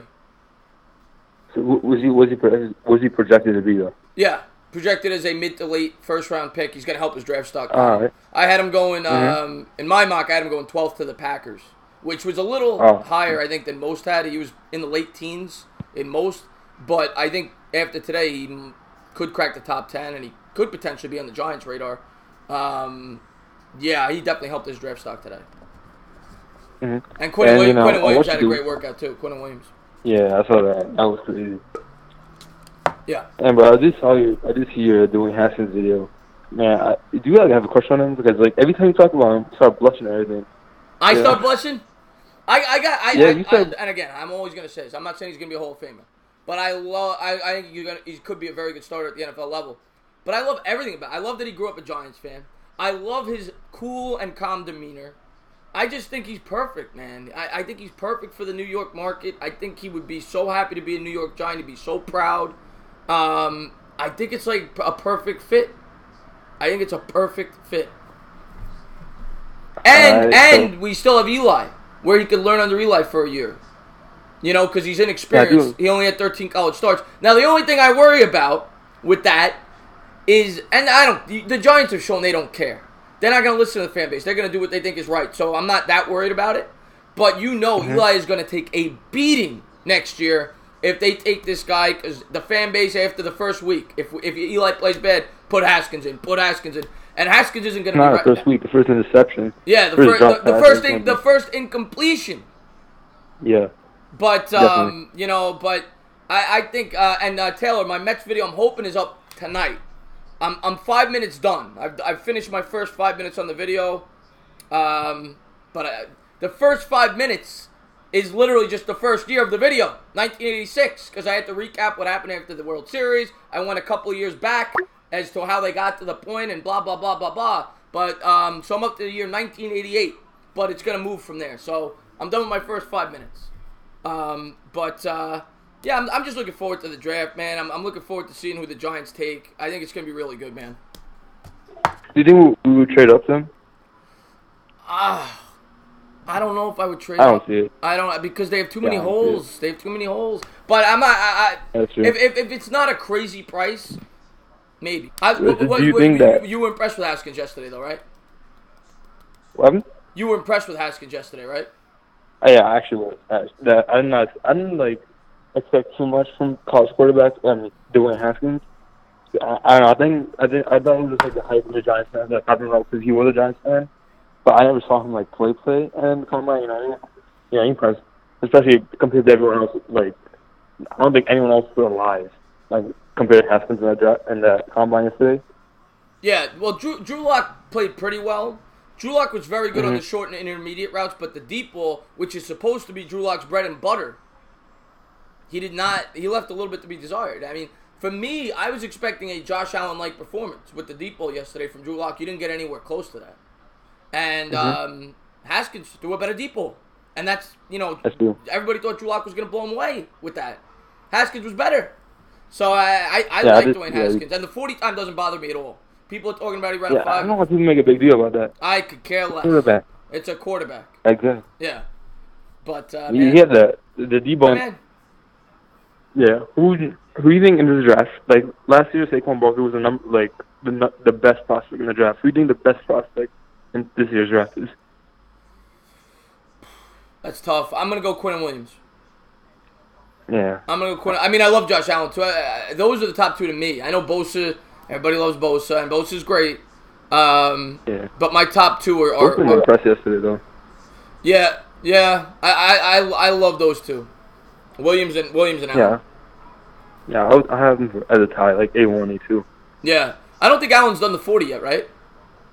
No, I haven't checked. Yeah, I don't think he has. So I'm looking forward to seeing that. But Williams is a stud, man. Williams is a stud. He might be the number one pick in this year's draft. But well, that's it for me, man. What were you saying? That's it for me, so. Yeah, man. But I always appreciate when you call in, man. One of my best subs. Been here since near the beginning. Always showing a lot of support to my channel. So always appreciate when you call in, buddy. I don't know. I'm waiting for that man video this week, so. What you say? I went for that man video this week, just like last week. So. By the way, we're working on it, but we're going to be doing, you know how we did the YouTuber bracket thing? We're going to be doing a subscriber bracket thing. So you will definitely be entered in that on my end of the bracket. So look out for that. All right, that's cool, bro. All right, Bavith, have a good one, buddy. You too. All right. Teams are so pussy nowadays. Montana, Elway, Marino, etc. all played in their late 30s. You have a Super Bowl MVP. He lost a step. Boo-hoo. The Gambler says. I don't think that Eli can't play anymore. I'm always the one defending him. But I also recognize that we're going to have to replace him sooner than later. And we're in a prime position to do it right now with the 6th overall pick. So you don't know where you're going to be picking in future drafts. What's going on? You're on live. Thank you for calling in. Chris, how are you, buddy? Oh, how you doing, the original jerk-off? How you doing, my man? Mark Israel. I am doing great. A few things. First of all, I see you're watching the 3-day infomercial for the NFL. Yes, I am. Yes, I am. Yeah, I'm not a big. To me, I don't understand that. Well, I understand why they have the combine because it makes the NFL money, but I just don't get it. But anyway, I'm out last night and I'm talking to a couple of Giant fans, and they said something that you were talking about earlier, and that was Haskins and the way he was throwing the ball. The trajectory. Right, exactly. Yeah. But, I was talking to them about it, and then I hear you talking about it, so I wanted to call up and just mention this. I mean, and this is what I said to them, and I'll say the same thing to you. Do you mean to tell me that one of the better quarterbacks in college is throwing the ball well with no pass rush and nobody covering his wide receivers? Denton, I just want to say, Denton, it says, and Gambler, I don't know, I'll try to take you next. Just do me a favor, Gambler, and type in the first 3 digits of your area code. That's all you need to type in, and I will wait till you call in. Denton, thank you so much for the super chat. He says, breaking in, Jags are expected to sign Foles. There you go. I'm not surprised by that. That's what I had happening. Of course, yes, he has a very good offensive line. He had very speedy receivers. His receiver yesterday had the best 40 time of any receiver in the draft. He ran a 4.31. Paris Campbell. Right. But I still like the kid. Yeah, no, of course. No, look, Haskins is, like I said, he was, arguably in the top 3 quarterbacks in college, but it's like, of course he's going to throw the ball well. There's nobody rushing him and there's nobody covering his receivers. Of course, if he doesn't throw it well, then there's something wrong. But Haskins, give me a break. Of course the kid's going to throw the ball well. Yeah. But also, there's another thing I wanted to ask. Maybe I'm a little slow. Maybe I'm a little naive, and I'm just not I can't put this all together. So now we all know that the Jets are now sticking with the 3-4 defense. Right. So my question is this, and this isn't so much about the Jets, it's about the NFL in general. Well, like I said, am I just a little slow and naive? But why don't they just go to the 4-3? And wait a minute, I know what you're going to say. You're going to say because their players are used to playing in the 3-4, and that's the system they come up. But actually, I wasn't going to say that. But keep going. Okay, but wait. I'm sorry to interrupt you. No. But my thing is this: is that these are professional football players. You mean to tell me that these guys can't learn the 4-3? No, I don't disagree with you. Now, the reason, I'm going to say the reason why I think teams, obviously not everybody runs it, but the reason I think teams prefer the 3-4, especially in today's NFL, and a lot of Giants fans are very upset that the Giants went to a 3-4. It was their first year since the LT days last year that they transferred to the 3-4 with the new defensive coordinator, James Betcher. Right. But I'm not saying that I prefer the 3-4. Right now, you got to be fair if you're a Giants fan. The Giants don't have the personnel yet. They haven't brought in the players that they think fit the system properly. You got to give them a year or two to bring in players via the draft, reshape the roster. It was a whole new regime. But I think the reason that some teams prefer the 3-4, specifically in today's NFL, you need athletes at the second level, the linebackers, to cover all the moving parts coming out of the backfield. The running back going out as a wide receiver, the tight end. So it's almost like you have an extra player in coverage. So I think that is why teams prefer the 3-4 to the 4-3. Right. No, that part I understand. Right. But, it's like all of a sudden with the Jets, when they announced that they were staying, when Gase announced that they're staying with it because of the current players they have and they're used to that system, I'm saying to myself,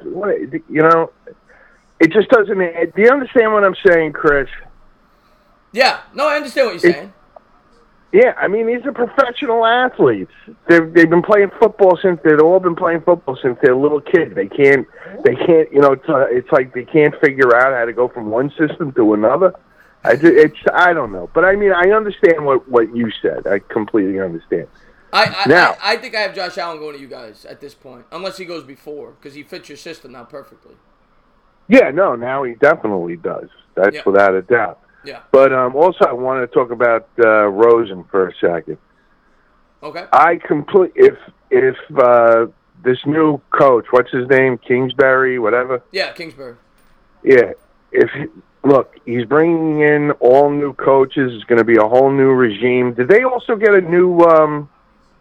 I'm not sure, but you tell me. Did they also get a new GM over there? Yeah, I think they did. I'm not 100% on that. I think they did, but I'm not 100% on that. Okay. Well, look, regardless, it's going to be a complete regime change. Right. So if Kingsbury is so in love with Kyler Murray, let him bring him in. It's not necessarily, in my opinion, it's not necessarily that they're giving up on Rosen. I mean, especially if they could get at least a first round pick out of trading Rosen, then what's the difference? Get rid of Rosen. But this is the type of thing, and it's not a new GM, by the way. Okay, so they stuck with the GM, but this is the thing with this move. If they do this, if Kingsbury and the GM does this, if they are wrong, and Kyler Murray is a bust, he's fired. He is gone. Oh yeah, sure, no, absolutely. Yeah, this would be a ballsy, and they're showing Quinn Williams on the vertical jump. He just jumped 30.5. So there you go with that. But it would be a ballsy move. No, absolutely it would be. Yeah, but the one thing I couldn't believe is that kid Sweat running that 40. That was unbelievable. That was remarkable. Oh my God, he ran a faster 40 times than Odell Beckham. Yeah, I know. That's super impressive, man. Yeah, that's crazy. How fast did Quinn Williams run? Do you know? 4.84, which is very good for an interior defensive. Yeah, that is good. All right, I'll let you go. I'm on my way to. I'm leaving in about an hour. I'm on my way to watch the Islanders. All right. So wish me luck, because every time I go, they wind up losing. And where do they sit in the standings right now? They're tied for first with the Capitals with 81 points. And how many games to go? I think, including today, I think it's 17 or 18 in total. Okay. All right, so hopefully they stay at the top of the division. I'd like to see them do well this year. We'll see. But as always, Mark, one of my best callers. Always appreciate when you call in, buddy. All right, thanks a lot, man. Take it easy. All right, you got it, man. Have a good one. They just showed Ed Oliver, who is a very impressive potential prospect at the D tackle spot. He's undersized, 6 foot, but we all see that could work. Obviously the best defensive player in football has the same almost. By the way, real quick, I'm not going to take any calls. I promised the gambler. I don't remember the first 3 digits, gambler. I think you said 7 something. I'm going to give you 2 minutes, and then I got to take a call. I think he said 7 something. I don't remember the numbers because I was on the phone for a while. Entertainer, with Jags going to Foles, what do you think at 7 could they go? With Foles going...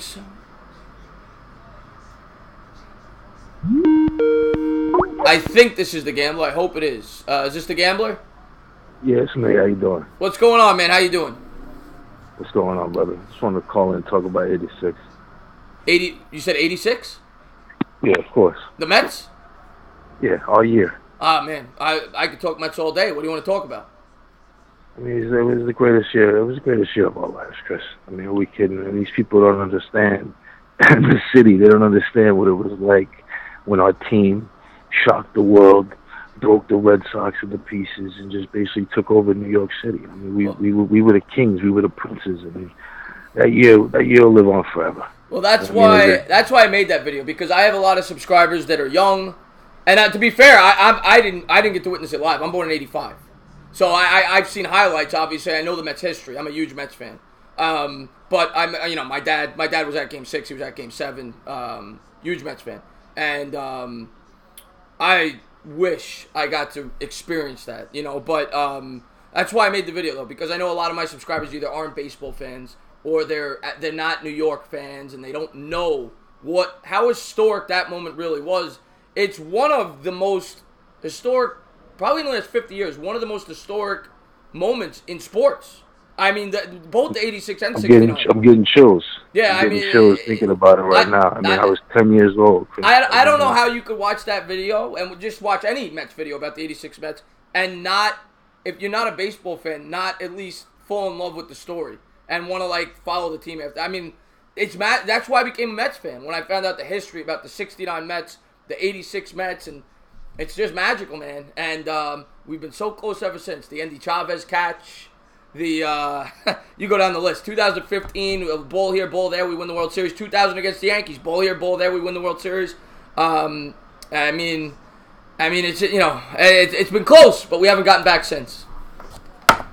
Hey, listen, I'm gonna be honest with you. I mean, as a child, I mean, the Mets, that was my team, that was my childhood. Anybody that grew up in New York, you understand the politics of this. If you're born in New York City, you're born a New York Yankees fan as soon as you're born. But then as you become your own individual person, see, I was never a follower. My father, he's a diehard New York Giants fan. I mean, every picture you see of me and my father, he's in Giants blue. I'm in 49 red and gold. Joe Montana, it was an Italian thing. I'll just be honest with people. They don't talk about segregation in sports. Well, I chose an Italian, being in an Italian neighborhood, and he just happened to be in the West Coast, and I loved the colors red and blue. But I was a baseball fan, diehard as a kid. My heart is with Dwight Gooden. For all you people listening right now, you need to Google Dr. K. You need to understand Darryl Strawberry. You need to understand Lenny Nails Dykstra. You need to understand the name Mookie Wilson. You have to understand Tim Tuffle, Hojo, Davey Johnson, Gary Carter. Like, you have to look into these players and understand Keith Hernandez, one of the greatest first basemen of all time. The man was on Seinfeld. I mean, this team, this ain't normal. You people don't understand the legendary status of this 86 team, and it just, what it did for the city as a kid. Like, that's one of the best times of my life. Like, that's why I had to call you, Chris, as a Mets fan. Shout out to fucking Meet the Mets. I love this guy. I love this guy. Gambler, anytime you want to come on my channel and talk Mets, you're more than welcome. But I love this guy, and I love my Mets, man. And I know a lot of people say baseball is boring, the younger generation doesn't like it, but I'll tell you this right now. There is nothing, when you are a diehard fan of a team, there is nothing like playoff baseball, especially as a Mets fan, because we don't get there as often as the Yankees do. You are sitting on your edge of the seat every single pitch. And the Mets are just such a fun franchise to root for. I as a Mets fan, I think it's boring to be a Yankees fan. I mean, and I'm a Mets fan, so I'm biased, but Mets fan, we appreciate it. If the Mets win a championship, and they will at some point, we're going to appreciate it 100 times more than a Yankee fan ever would. And I always say this, and I'm not saying guys like Bad Dog are diehard Yankee fans. There's a lot of diehard Yankee fans. But the Met fan base is 100 times more diehard fans than Yankee fans, because 90% of the Yankee fan base, there's so much bandwagon issue. Yeah, and they tune out. They tune out till October. They tune out till October. But man, I love talking to diehard Mets fans. That's awesome, man. But look at the truth. Listen to the truth of the matter, though. Listen, my whole adulthood, I spent in San Francisco, California. Basically, my whole 20s into my 30s. So basically, Barry Bonds as an adult, the San Francisco Giants, which is the New York Giants. See, let me clarify something for the audience, something I know you know very well. Number one, the Mets are a team that was brought to New York because the two teams from New York were my hometown, Brooklyn. It was robbed. They went to California for fortune and fame and the bright light. So New York City, Brooklyn, New York, where baseball, I mean, we know the history of that team. Basically, was ripped out of the city. Boom. So that is the color blue that you see on your New York Mets hat. And now your orange, that's the other New York team called the New York Giants, which was stripped from New York and sent to San Francisco. For the mooks that don't understand, you're a gambler, you're a bandwagon fan, you like the team. No, it's all connected back to the Mets, you retard. The colors the Mets represent are the Dodger blue and the Giants orange. Like, you people don't know baseball. We're bigger than life. And, I'm an old man now. Look, so hey, I'm not gonna lie, Chris. When I seen that choke in the World Series, that closer, I can't believe it. It just doesn't make any sense when you're watching it as a fan. It's sort of like it was as pathetic as the Super Bowl that just passed, which we could agree on. But it was so much worse for a Mets fan. I couldn't imagine you as a diehard Mets fan. You meet all the Mets, Doug Lucy, and all the diehards that are on YouTube and all over the world. I'm talking about the Orange in New York City, the metropolitan fans that, that grew up, where you ate some bread hot dogs because they didn't serve Nathan's and Shea. Yes. Like, I'm there, you know what I mean? Like Yes. when that apple went up as a kid, like that's all I waited. Like that's the biggest moment in life was seeing the fucking apple go up in the stand. I mean, come on. These people don't understand. I was in the press box with my father, Chris. That's where you bonded with your grandfather. That's where you picked up your grandfather in Brooklyn. You went to Queens. You went and then you went to Shea Stadium, and it was the greatest days of your life. Like basically to this day, Chris. I'm 43 years old. Everything I could at any moment I could pull out everything from my childhood. Everything Mets. Everything fucking Mets. Yeah, I just want to say thank you to Smash Talk for the super chat. He says great chat, great chat as always entertaining. Oh my god, the Shea Stadium as run down as the stadium was by the time I started getting into the Mets like really big in early to mid '90s. As run down as Shea was, most of my great memories are from that stadium. I miss Shea Stadium. Citi Field's beautiful. They did a great job building the park. Gorgeous park, although they had But it's not Shea. It's not Shea, and it had too much of a Brooklyn feel to it when it first opened. It was like you were going to a Dodgers game, with the Jackie Robinson Rotunda. Everything was green. So they did a good job, I guess, renovating it since. They got the Shea Bridge, so it has a little bit more of a Met feel to it. But as diehard fans, Chris, you and I know, just like the same thing with Candlestick Park, they should have put the money in for the nostalgic building that lives the memories that went on there. Yeah, I miss Shea. I miss the neon lights, the baseball figurines when you come in the Pepsi picnic area. I miss Shea. But great call, man. I just wanted to call in and just let us really understand that. But have a great day, Chris. Like I said, let me just end the call. I want to say their names one more time. His name is Darryl Strawberry. His name is Lenny Nails Dykstra. His name is Dwight Gooden. His name is Keith Hernandez, Jesse Orozco, Tim Tuffle, Hojo. Learn about them. Learn these names, people. It's called baseball history. Have a great day, Chris. Great call, Gamble. Thank you for calling in, buddy. Always love talking to diehard Met fans, even though we're What's going on? You're on Live with the Entertainer. Thank you for calling in. What up, Entertainer? OGR. OGR in the house. One giant rebuttal. Love this guy. What's going on, my man? Not too much. I thought I'd call in. I didn't even know you were having a call-in show while you're doing the combine. So interesting. Yeah, I figured I'd try it out because you can't. I mean, what can you really do? Oh, we just did 32 bench reps. You got to have a little more flavor than that. But what's up, man? Not too much. I mean, I just heard Gambler talking about Shea Stadium, and I thought I'd share my Shea moment. Yeah, I think it was when Cal Ripken was playing. I think it was Cal versus it was Cal Ripken was on the Orioles. The Orioles Mets just got a random invite to the game, and at first when I walked up to Shea Stadium, it was nothing special. But as I got in and the game was going on, watching that apple pop out every time there was a home run, it really brought back memories. And honestly, I'm not saying this because you're a Mets fan and I know you, but to me, Shea is my second favorite stadium I've ever been to. And I've been to the old Yankee Stadium and I've been to the new Yankee Stadium. I haven't been to a ton, and I've had a tour of Orioles Stadium, but Camden Yards was another great stadium. Oh, but for me, obviously, Boston Fenway's number 1, Shea number 2, and then Camden Yards number 3. I have to go see other stadiums. But. I loved Shea, man. I loved Shea. It wasn't the prettiest park, but it was just a fun place to be. I love Shea. Citi Field's great. It's beautiful. They did a great job building it. It's probably one of my favorite parks in terms of scenery. They did a good job. Now, of course, you still have the chop shops outside the stadium. They still haven't cleaned that up. They've been saying for 20 years they were going to do that.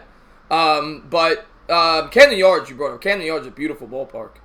But I'm with you. Fenway's my favorite park I've ever been to. And I'm obviously not a Red Sox fan, but when you walk into Fenway Park, I mean, you get goosebumps, you get chills. It's just a beautiful place to be. Do the Mets actually play the Red Sox this year? I'm not sure. You know? I'm not sure. I'll have to take a look at the schedule. I'm not sure. Take a look at the schedule because either Fenway or Shea. Let me know. I want to go to a game with you. Word? Doesn't matter. I'm in, man. I'm in. I'll take a look at the schedule. I'll take a look at the schedule. But but the other reason go ahead. Yep, sorry. Go ahead. So I was actually doing some thinking. You know, I was watching Quentin Williams put on a show show today, and I was like, this dude's more than just, you know, a defensive tackle. Like, this dude could play 3-4 defensive end, no problem. Yeah, he's ran a 4.840. He's a monster. He was a defensive end. Yeah. He was a defensive end until this last year. Yeah, but I mean, he could be easily a 3-4 defensive end, a 4-3 defensive end, and or a defensive tackle. It's like, where do you want to put him? I actually think he brings more value than Nick Bosa. I could easily see that now. Actually, getting to see him at the combine, because I don't put a whole bunch of stock into the combine, but sometimes you can see this kid can definitely play every phase of the defense, and I can't wait to see this kid in the NFL. I mean, obviously the Giants are going to get a chance to get him. I wish they did. Yeah, if the Cardinals don't take Murray, which it sounds like they might, but if they don't, I think he's going to the Cardinals. I think he impressed enough at this combine today, where I think he's going to go number 1 overall if the Cardinals don't take Murray. But it'll be interesting. Now, if the Cardinals do that, though, you figure Williams will probably go 2. Both sure Williams are going to probably be the 2 and 3 in whatever order. And then, I mean, we still haven't seen Josh Allen, right? I don't think Josh Allen's run his 40 yet. But no, he hasn't run his 40 yet. Yeah, he's going with the linebackers right now. Have the linebackers run their 40 yet at all? Or no? Or are they doing like? Because I just tuned in and I saw highlights of Quentin Williams. So yeah, I don't think the linebackers have gone yet. We haven't seen Devin White. But if those are the first 3, then maybe you, as a Giants fan, you start thinking, wow, maybe Josh Allen falls to us. So it'll be interesting. It'll be interesting. Because I would love, you know how much I like Josh Allen. I love Josh Allen. Oh, dude, I would want. He wreaked havoc against my Penn State Nittany Lions, and the Penn State Nittany Lions had a solid offensive line. Not the greatest, but a solid offensive line. I mean, yes, McSorley was injured for most of the year after, I believe, the Ohio State game. He had like some sort of knee injury, but you know, he just dominated that line. And nobody this year really just dominated Penn State. You know, Penn State got beat, but nobody dominated like Kentucky. Yeah, and Josh Allen. Yeah, Josh Allen's a special player, and you mentioned McSorley. A lot of people like McSorley that I talked to on you. He horrible combine yesterday. Horrible. Oh no, he's not gonna be anything in the NFL. I basically relate him to Colt McCoy. Yeah, I believe he has like a Colt McCoy type career. A team's gonna take a flyer on him, probably 4th, 5th round, maybe 6th round, 7th round, and you know he's gonna end up being a career backup. You know, because everybody's gonna like his, you know. I'm gonna ask you one more question. Athleticism, I guess. I'm gonna ask you one more question before you leave. I know that you were not a big Dwayne Haskins guy, and you might still not be. What did you think of his performance yesterday?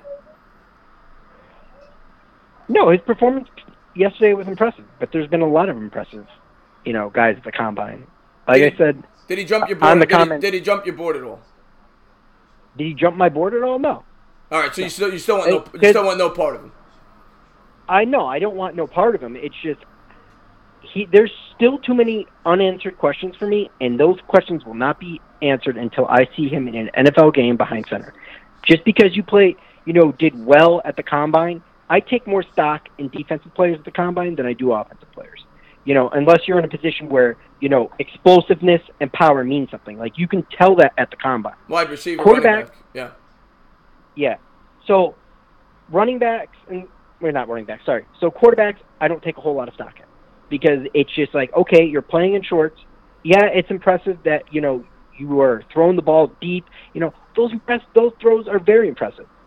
But you put Dwayne Haskins day 1 behind our offensive line. Well, that's the thing, though. And I said this to Bad Dog. That's the thing, though. He's not going to play day 1.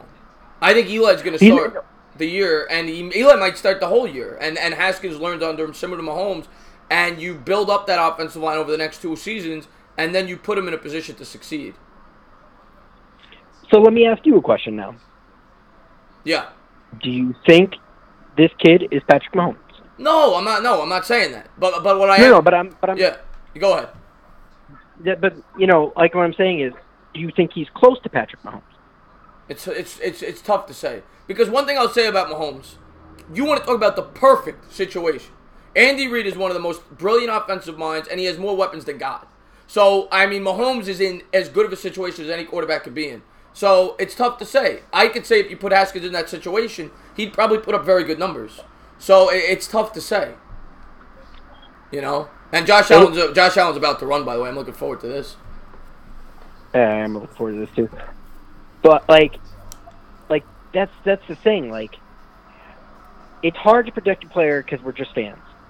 But to me, you have to have, like, the, almost like, to me, like, when I look at somebody, like, I get goosebumps. Like, you can just tell with the quarterback. And I just don't get that with Dwayne Haskins because there's just so many things that he still needs to prove to me. And I'm not saying he can't be something in the NFL.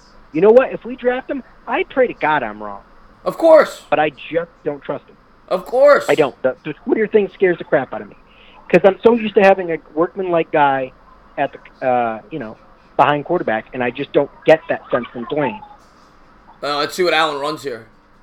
Yeah. 268 pounds, 4.740. 268 pounds, 4.740. Pretty good for a guy that almost weighs 270 pounds. No, not bad at all. 4.7. Yeah. Yeah.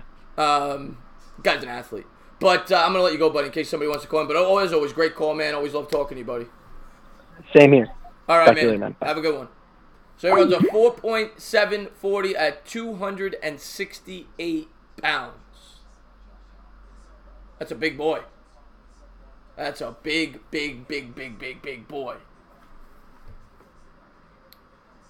Mike Nixon, third time's the charm. Hello. All right, let me answer this here. Mike Nixon just asked me a question. He said for the third time. Third time's the charm. With the Jags expected to sign Nick Foles, what do they do with the 7th pick? Metcalf, O-line, D-tackle, another pass rusher. I feel they got a lot of options. They do have a lot of options.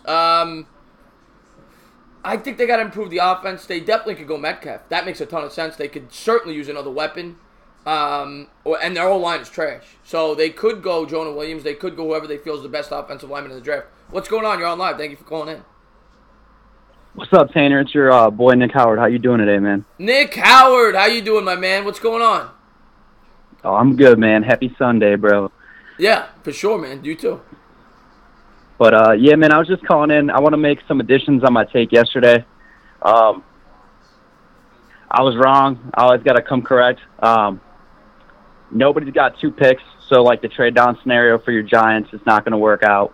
What do you mean nobody's got 2 picks? The Packers have 2 picks, and the Raiders have 3. Oh, well, I don't think the Raiders are going to make a move. But No, they're not. I didn't know about the Packers. Yeah, but the Packers are 12th and 30th. But I don't see the... 12th and 30th. But the Packers ain't going to trade for a quarterback. Yeah. Yeah, I don't see them moving or, like, moving up or moving down. I see them taking both of their picks. But for some reason, I thought, like, the Dolphins or the Bears had... No, I didn't think the Bears had 2 picks. Bengals. Dolphins and somebody else I thought had 2 picks. But, yeah, I know nobody's going to really move back or let you guys move back and give you an additional pick, like 2 firsts this year. You guys probably end up getting a first this year and maybe a first or a second next year and then, like, a 3rd pick. I'd be fine with in that, the deal. If you gave me an additional first next year, if they don't like a quarterback, this is all based on the assumption they don't like a quarterback. A first next year I would like because it gives you more ammunition to move up and get a quarterback in the following draft if you need to. Yeah. You know, so I wouldn't be opposed to that, but yes, I think that's what you said yesterday. You thought the Giants should trade down, right? Yeah. Yeah. Yeah, and I kind of came off too as like a little bit of a Haskins hater, even though he's from home state. But I don't know. I kind of want to come correct on that too. Like, don't get me wrong. I like the guy. I wish the best for him. I think he's going to do well in the league. He's got that strong arm. But like we said yesterday, like what worries me about him is a little bit of that pressure sense and that athleticism, and like he's hesitant to run like when he really needs to. And people hawk him. Like if he's got an angle and like 7 to 10 yards on somebody, it seems like he can only get like 2 yards out of like a scramble. Yeah, well, no, I'll be the first to tell you he's not a scrambler, and I think he's. Yeah. I think he's. A lot of people just expect him to be because the color of his skin. I said that earlier, and unfortunately, we still live in a society that just thinks people. Wow, Devin Bush! Holy hell! Devin Bush. Yeah, Bush is a monster. What did he run? 4.44. Yeah. Oh my God, a linebacker. Wow. That's what I was gonna say. If you guys if you guys found somebody, it'd be the perfect scenario if you found somebody to kind of give you an additional pick. Like maybe if you guys move back really far this year and get an additional first next year, I would take Bush in like the 20s because he's a freak athlete. Like I hope, like I'm a Clevelander, but my second team is the Raiders because when the Browns moved from here, like I had to take up a different franchise and I fell in love with the Raiders. But I hope that he's around for like 27. He might be. When they're up. He might be. But I was gonna say too, I kind of like I'm looking forward to seeing how Haskins is gonna be in the league. But I was gonna say I don't want you to kind of like get like worried about like taking a pick next year and like looking forward to that recruiting class, because nowadays in the league, like these guys are coming in first year, they're pretty much ready. They just need a preseason and they need to like get in the playbook for a couple weeks and they're set. Yeah, I just think it'll benefit him if they take Haskins. I think it'll benefit him to learn under Eli. Maybe not for a full year, but for at least part of the year. Because, I mean, he's run a college-style offense. He only played 13 college games. So I think it's just something that could help his game. Why rush him into something that he may not be ready for? I think the Jets, and growing up. Go my ahead. bad. No, go ahead. I was gonna say, and growing up, like him being a Giants fan, like that'd be kind of cool. Yeah, well, that's the thing. Then you would have him and Barkley, who both grew up Giants fans. They're both local kids. I mean, how cool of a storyline is that? Yeah. You know, obviously you don't draft the storylines, but that was just, I like the kid, but it would just be cool to have that storyline with your two most important players. I mean, that'd be cool. And I just love the fact that he wants to be here so bad. I mean, that's why I love him so much. But I do love his play on the field, too. I always say I don't think he's a superstar, but I think he could be a good quarterback. Yeah. You know? Yeah, I mean, after what I heard about, like, reports last night, like, I don't know. I said yesterday, too, that I think the Cardinals are going to make a move or they've been throwing out smoke screens. Now I'm starting to think maybe kind of crazy. They might just take Murray. And which is, to me, insane. Obviously, like, after that, Bosa will fall. I think, Williams will come off the board. And I'm going to call my shot now. Like, the Raider unknown pick is going to come out in this draft, just like it has in the past. Like, I know that the cursed pick of Hayward Bay and the freaking safety from Ohio University, I think it was Mike Mitchell, throwback name drop. But I think DK, Donkey Kong, impressed the hell out of John Gruden. I think the Raider unknown pick's going to come back up this draft, and they're going to take him 4 overall. And then wouldn't shock me. You're probably, you're probably still going to have Haskins on the board. I kind of. But let me ask you this though. Let me ask you this though. If the Raiders really like DK Metcalf, wouldn't it make sense for them to look for a scenario to trade down? Yeah, I was thinking that, but they already have 3 picks. I don't think anybody else, like, they're going to want a farm. Like, they're going to want another pick in the first round or, like, an early second. And I don't think anybody's going to give them that because they're looking at the Raiders and they're like, man, you guys got all these picks in the top 50. If they make a move like that, they would have, like, probably 4 in the top 50, maybe 5, and, like, 7 in the top, like, 70 picks. I'm just thinking what they could do with their offense. Imagine if they were able to get, and I know they still got Cook over there who had a good year, but Cook's what, 31? Yeah, but I think Cook's out. I think Cook's going to go and, like, join, like, the Saints or something. He's going to try and, like, go 1 year with a winner and put up some numbers. Yeah, so what I was going to say, all right, let's say he leaves. Imagine if they go out there and they get Metcalf, and then they take Fant, or whatever, the tight end. He, of course, had an unbelievable combine, too. And then they go and get... Yeah, he beasted. And they get this guy, Bush. So you got 2 big playmakers. You get a linebacker. It could be a linebacker for the next 10, 15 years. That would be an impressive draft, I think, if they were able to do that. Yeah, if they traded back a couple picks, got DK, got an additional, like, pick in, like, the 20s or something, somebody moved up, like, I would try to hope that, maybe you guys didn't make a move and, like, trade back, maybe pick up, like, a early second round. And like I said, I hope, like, Devin Bush is around in, like, the high 20s, because that would be a bomb pickup. You go DK, you go Bush, then you pick up one of the tight ends, like you said, from Iowa, and then you got the first pick or the third pick in the next round. Go with the best defensive lineman available. Hell, maybe even Ed Oliver's still on the board because everybody's like kind of falling off on their opinion of him. I'll tell you, I just saw him do the vertical jump a little while ago. 36 inches, that's pretty good for a D tackle for Ed Oliver. Ed Oliver's an athlete. But yeah, he's an athlete, but it's off the field that's got everybody worried about him. Yeah, we'll see. I mean, he's very similar to Aaron from Donald from the Rams in terms of body size. They're both 6 foot, undersized D tackles, and I'm not saying he's gonna be as good as him, but people have compared them to each other. I think because of that, because they have a very similar frame and they're both athletes for that position. He's a very interesting high upside guy that a team's going to be able to potentially get in the later part of the first round. Very interesting guy there. Yeah. But I'm going to let you go. I got to say, man. Go ahead. Oh, I was going to say, I got to agree with you too that Williams is the talent of the draft. Like he's going to be a breakout. Yeah, number one pick in my opinion. I think he distinguished himself as the number one guy after today. I thought he was going in, but now I'm even more so believe that. Hell yeah, and I was gonna say too, real quick, want to give a shout out. You said a couple weeks back you were gonna shovel me up so I could, drop some knowledge on these, trolls and stuff. Did I not give you a shovel?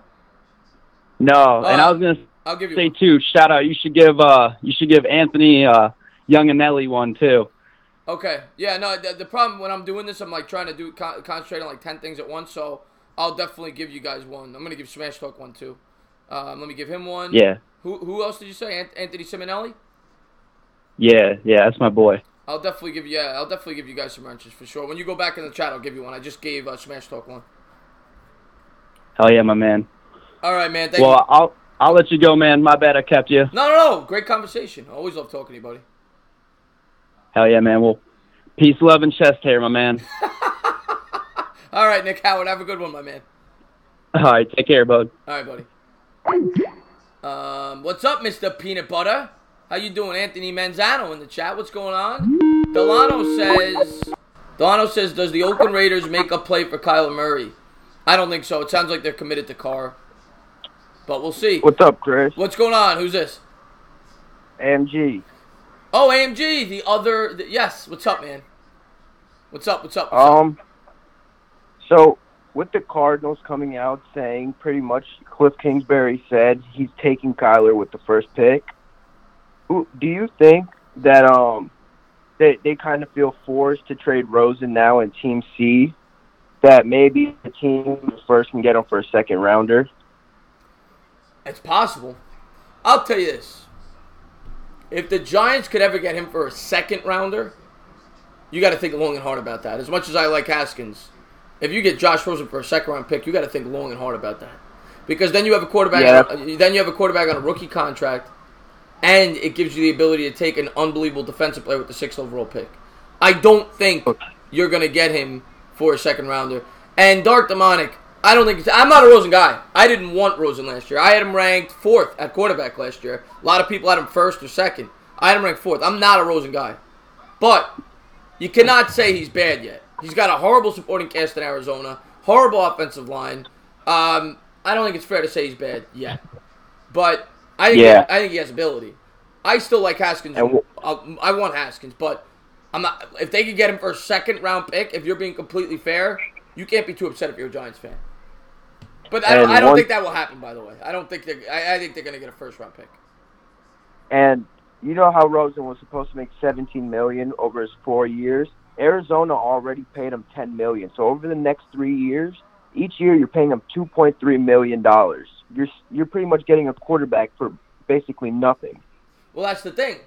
Yeah, you're paying him pennies on the dollar, and you can build your team around them. But the thing is this, though. I don't think the Giants love Rosen, because if they did, they would have taken him. And I mean, obviously Barkley's Barkley, but if they really liked Rosen last year, they would have taken him. So that's why I don't think they'll make a trade. Yeah, I think Baker was the Giants' favorite quarterback last year. I think he was the Jets' favorite quarterback too. what's it called? So, that scenario did happen. We traded and we got Rosen for a second, even though I like Haskins, and I don't think Rosen's fully committed to football. And like Haskins came out and said, he's been a Giant since he was younger. I think he'd stay with us for his whole career. Right. Well, no, that's the other thing I didn't like about Rosen. That's what I loved about Baker last year. Baker seemed like he lived and breathed football. And Rosen, I didn't get that mindset. And that's the other thing that I didn't love about the kid. Yeah. But let's say, hypothetically, we trade a second rounder, we get him. At 6, let's say the draft order goes Kyler Murray 1, Nick Bosa, then Josh Allen, Williams, and then like Rashawn Gary. Who do you think we take on the defense? Probably someone. Montez Sweat. Montez Sweat after today's 40 performance. But it could be Farrell. It could be a lot of guys. I mean, it's really a matter of preference. But my two favorites in that situation, if they're going defense, would be... Oh, it could obviously be Devin White, too. So those would probably be the three favorites. Farrell, Sweat, and White. Yeah, that was ridiculous when he ran a 4.41, I think. It's insane. Insane. And then Quinnen Williams ran a faster 40 than Baker Mayfield and That's insane. Sam Darnold. That's insane. And a lot of people don't realize how good of an athlete Quinnen Williams is. He was a defensive end his entire life until this year. He put on 35 pounds of weight to transfer to the interior line spot, and he took off because of it. But he's always been a great athlete. So you're getting a special player. He's the number one. He's the number one player in this draft, in my opinion. Quinnen Williams. Time's ticking. Or franchise tag Collins. Do you think it's happening? I think they're going to franchise tag him, yeah. I think if I was the Giants GM looking at everything, I don't love Collins. I like him. I don't want to give him a long-term commitment. My plan would be, and if Collins doesn't like this, that's too bad. That's how the NFL works. Players have to play under the franchise tag. That's why they put it into effect. And I'm gonna call his bluff. He's saying he won't play under the franchise tag. I don't believe it. Because you look at what this guy's made over the course of his career, the franchise tag is more money than he's made his entire career, that $11 million. I don't see him sitting out for $11 million.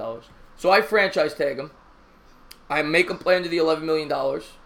And then the next year, rather than give him a long-term commitment, if he does well, I franchise him again because it's a 120% raise. So he would get about $14 million. 13.5 to $14 million for 1 year. So I'm not making a 5-year commitment for $14 million a year. I'm making a 1-year commitment. So I would double it up. I would franchise him next year and the year after. So it's almost a 2-year deal for $12.5 million per year on average. That's what I would do with Landon Collins. And if you have one sleeper pick in this draft, who is it? One sleeper pick in this draft. I like Sweat before this combine as a guy that was being mocked in the later first. I like Paris Campbell. I think even before his 40 performance, I said he was my number 2 wide receiver. He's number 5 or 6 by most experts. I love his ability to make plays after the catch. He averaged almost 13 yards a catch this year after the catch. So I like Paris Campbell a lot. Trying to think of other guys later in the draft that I really... How do you feel about Sutton Smith or somebody like I like Adderley. I like Adderley a lot. I think he's gonna creep up in the early second, a little late first. Adderley, I think will go late first. Think. The football before. You're breaking up. He does. You're breaking up a little bit. I lost him there. Okay. Trubisky is the weirdest quarterback you've ever seen. I was not a fan of Trubisky when the Bears traded up for him. What's going on? You're on live. Thank you for calling in. It's me again. It just gave up. Oh, okay. You still there? Yeah. Okay. Last question. How do you feel if... Whoa! I don't mean to interrupt you. Holy hell! Devin White, 4.42 from a middle linebacker. Oh my! What? Devin White just ran a 4.42. Holy hell! Oh my God! Wow! Wow. Oh my God. He just shot up draft charts. Wow. Oh, Chris. I don't mean to interrupt you. Go ahead. Last question. Do you think we potentially, if we franchise Collins, right, and like you've been saying, we don't re-sign Shepard, do you think we could put him in a package straight back up into the first round? Do you think we could put Collins in a package to get a first-round pick, if that's what you're saying? Yeah, with Shepard. Since if you don't think we're going to re-sign him, we might as well get something for him. I mean, if you're doing that, you're completely giving up on this season. Yes, I think that would net a first-round pick. But if you could probably get like with that, you trade up that mid-first round, add like a second rounder, and probably try to get in the top 10 again or something like that, and try to get still there. You get your quarterback gem on your defense. Yeah, you're breaking up again, but I think I get what you're saying. You take a quarterback and then a defensive player by packaging the picks that you acquire in that scenario. You get 2 top 10 picks. It's out of the box thinking. It's possible. I don't think they'll do it because I don't think the Giants are prepared to give up on this year's season. But it's possible. Oh, all right, I'm gonna let you go. I know you're a busy man. No, man. I appreciate the call, man. Have a good one. Have a good one. Devin White, man. Devin White. What's going on? You're on live. Thank you for calling in. Hi, this is Anthony. Anthony Simonelli? Which Anthony? Manzano. Oh, Manzano. What's up, man? Hey, I have a question. I'm a Dolphins fan, so I'm wondering, since Kyler is since honestly, I'd rather trade up, not to get Kyler, but realistically, I don't mean to interrupt you. I'm just watching the combine right now. Josh Allen is crying on the sideline. Why? I thought it was Josh Allen. Somebody was crying on the sideline. I don't know if they got hurt or maybe that was Devin White because Josh Allen's up. I thought it was Josh Allen. But go ahead. Like I said, as a Dolphins fan, I rather if it's true what they're saying that the Cardinals are going to draft Kyler, I'd rather have trade up and maybe like get Quinnen or someone like Cleveland Farrell. I think is going to be a top 10 pick, and I honestly I'd rather have him.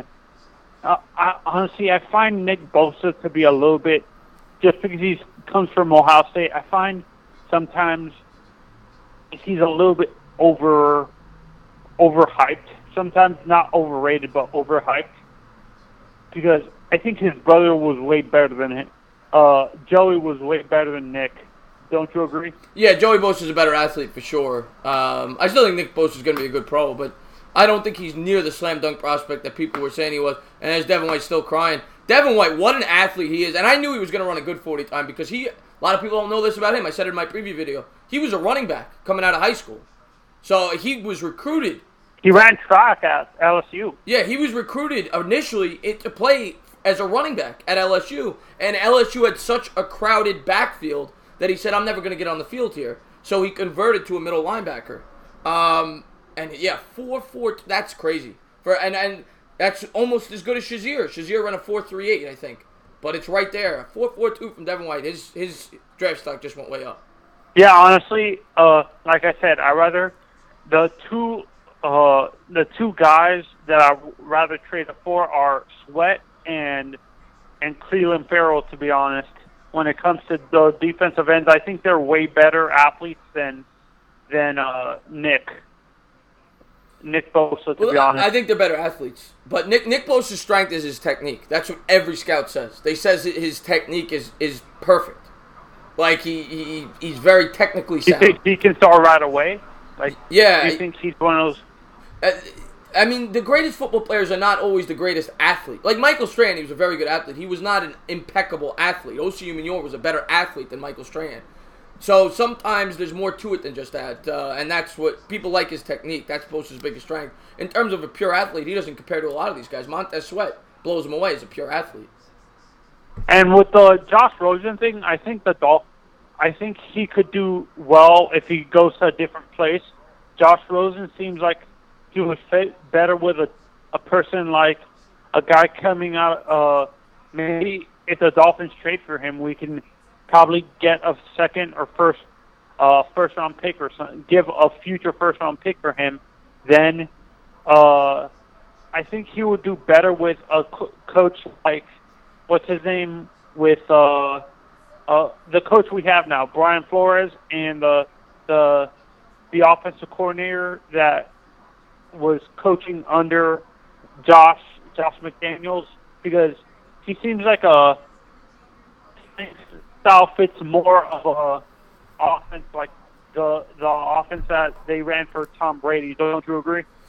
Yes, and I do think of all the teams that could potentially trade to acquire Rosen, I think the Dolphins and the Redskins make the most sense because they're kind of too. I mean, they're going to have to give up so much to move up and jump the Giants if they want a quarterback. So I think they make the most sense. If I was going to pick a team that Rosen is going to go to if he is traded, it would be either Miami or Washington. So I think those are the two favorites. And New England possibly to go and back up Brady. Those would probably be my three favorites. And I wouldn't roll out the Saints either, by the way, actually. But the Saints don't have a first-round pick this year. But they can, they can give up a future. What I want to do, and what I want to do, like I said yesterday, what I want to do is draft basically the whole right side of the offensive line for Wisconsin. Release Jawan James. Honestly, Jawan James should go to a team who can win a Super Bowl. So we have Tunsil, Benshaw, Dieter, Bidaz, and Edwards on our team. To be honest, we should trade down, get another pick in the second round, draft both Dieter and Benshaw, Edwards in the first round, and Bidaz in the third. Then we have our whole offensive line set up for the future. Yeah, I mean, you look at what the Colts did, man. They really improved their offensive line this year, and that's really how you win. You have to build a young foundation that could grow up together, and that's really how you want to build a team. That's what I want my Giants to do. So, yeah, you're thinking the right direction. Coming out of college, did you find that not Cleveland, Kenyon Drake was overrated because he was coming out of Alabama and stuff like? Because people said he was a second-round pick coming out of college. He barely played, honestly, and I like this Josh Jacobs kid better than him. Oh, yeah. No, Josh Jacobs I like a lot. I think he's by far the best running back in this year's draft. How about Homer? What do you think about Travis Homer? Not nearly as good. I think he's far. Now, none of these guys are close to Saquon Barkley. But I think Jacobs... No, I know that, but... Yeah, honestly, I think Jacobs is the best. But Homer, honestly, with him, I honestly think he could be not a starter day one. I think he can, if the Dolphins draft him in the fourth round or say fourth or fifth round or something like that, he can run between the tackles and he can run. He's a fast runner, but he when you saw his tape coming out of Miami, didn't you see that he could run between the tackles and stuff like that? Oh, yeah. No, for sure. He's a talented running back. But I'm going to let you go in case somebody else wants to call him. But great call, man. Great call. Have a good rest of your week. You too, man. I'll be live tomorrow night. So I have my Monday night call show. Have a good one, man. Chris, for best quarterback ever. What? I don't know what you're saying there. Papa Chris, get that soda poppy out because they said we are going to the beach. What's up, Dane Martin? Thank you for tuning into the stream. John Schmidt says Saquon Barkley honestly ruined every future running back stock. Saquon Barkley, the combine he had, I'm going to get to you in a second, was unbelievable. He had more bench reps than Joe Thomas. He ran a faster 40 time than Devin Hester. He ran a faster 10-yard dash time than Deshaun Jackson. And he did, what was the other thing? He had a higher vertical leap than Julio Jones. That tells you all you need to know about Saquon Barkley's combine last year. It was arguably the best combine in the history of football. What's going on? You're on live. Yeah, I'm just over here, at the beach drinking my soda poppies, you know. There's Christian O with the soda poppies. What's going on, my man? Yep. Love Christian O. How you doing? Of course, you got the Yeah, beach you know, weather in watching- sunny California. Yeah, you know, watching the combine right here, you know, Devin White being a god and crying for some reason. So, yeah, I mean, I was earlier in the stream where Stuck in the Boobies called in, and he said he said it was like Antonio Brown. Or, yeah, Antonio Brown was like being like a like a diva or something like that, and like he said that he doesn't have to prove anything else. Do you really think if he does play next year, you think that's gonna hurt him? Like where will you rank him and Le'Veon Bell next year if they play? I'd have Le'Veon Bell. I'd have Le'Veon Bell third at running back. And Antonio Brown, if he does go to the 49ers, do you think he's gonna become like a top five or not a top three receiver? I don't know. That's or tough. is he gonna? That's tough. Or is he gonna? Because I don't know. I don't know. I honestly don't know because the 49ers don't have great weapons on that team. So they're going to be able to focus in on Antonio Brown. So I don't know. Garoppolo's a good quarterback, but that's asking him a lot because they have a lot of weapons. I think we're going to actually find out how good Antonio Brown really is if he goes to the 49ers. Yeah, I mean, yeah. And also, you know, I follow the Chargers a lot frequently. They're saying on the mock draft that they're trying to find they're like supposedly like rumors are saying that they're looking for a new QB. Like who do you think can actually like fit in there? Because I know Philip Rivers, he said that he likes the NC State guy. I don't know his name. I think it's Daniel Jones. I don't know who it is. But, you're talking about the quarterback Ryan Finley? Oh yeah, Ryan Finley. Yeah, sorry. Yeah. He likes him or something like that. I don't know. There's like a lot of rumors coming out that they like Dwayne Haskins, that they like Kyler Murray. But they like, you know, a whole bunch of other quarterbacks. Well, Do you think we're going to take a quarterback? You got no chance at those two. But the Chargers, they could. They definitely could. I don't think Rivers is going to play that much longer. So they definitely could be looking at a guy like a Finley in the second, third, fourth round. Yeah. They definitely could. Yeah. Similar to what the Steelers did last year when they took Rudolph. Yeah, I mean, you know, that's all I kind of want to say, you know. Stop by later. I appreciate that, Christian Orr, man. You're the best, man. I hope you enjoy the. Are you getting it? Are you getting it? You getting a tan? Huh? You getting a tan at the beach? No, I'm not even at the beach. No, I just said that because I remember me when Bad Dog was like, "Oh, he hit it right in the spinach. You know, break out the lawn chairs. We're going to the beach." All right, man. I'm gonna let you go. I got somebody else calling in, but thank you for the call. Yeah. Keep it up, man. All right, buddy. Let's take this caller. You're on live, thank you. And he hung up as soon as I picked up. Gary Johnson ran a 4.4. Gary Johnson. What's going on? What's going on? You're on live. It's the movie critic, Entertainer. What's up? Movie critic up at it again. What's going on, my man? Yeah. I just heard that Nick Foles is most likely going to the Jaguars. This is actually reported now. What do you think that does for the Jaguars in the mock drafts now? I'm going to look this up as you're talking to me. Well, they're obviously not taking a quarterback. And it helps it helps the Giants in the sense that there's less of a chance somebody's going to jump them if they want a quarterback. So it's nothing but good news for the Giants. Yeah, I mean, it's not confirmed, but it's looking that way. I mean, that's what I'm reading an article right now. It says Nick Foles reportedly expected to sign with the Jaguars.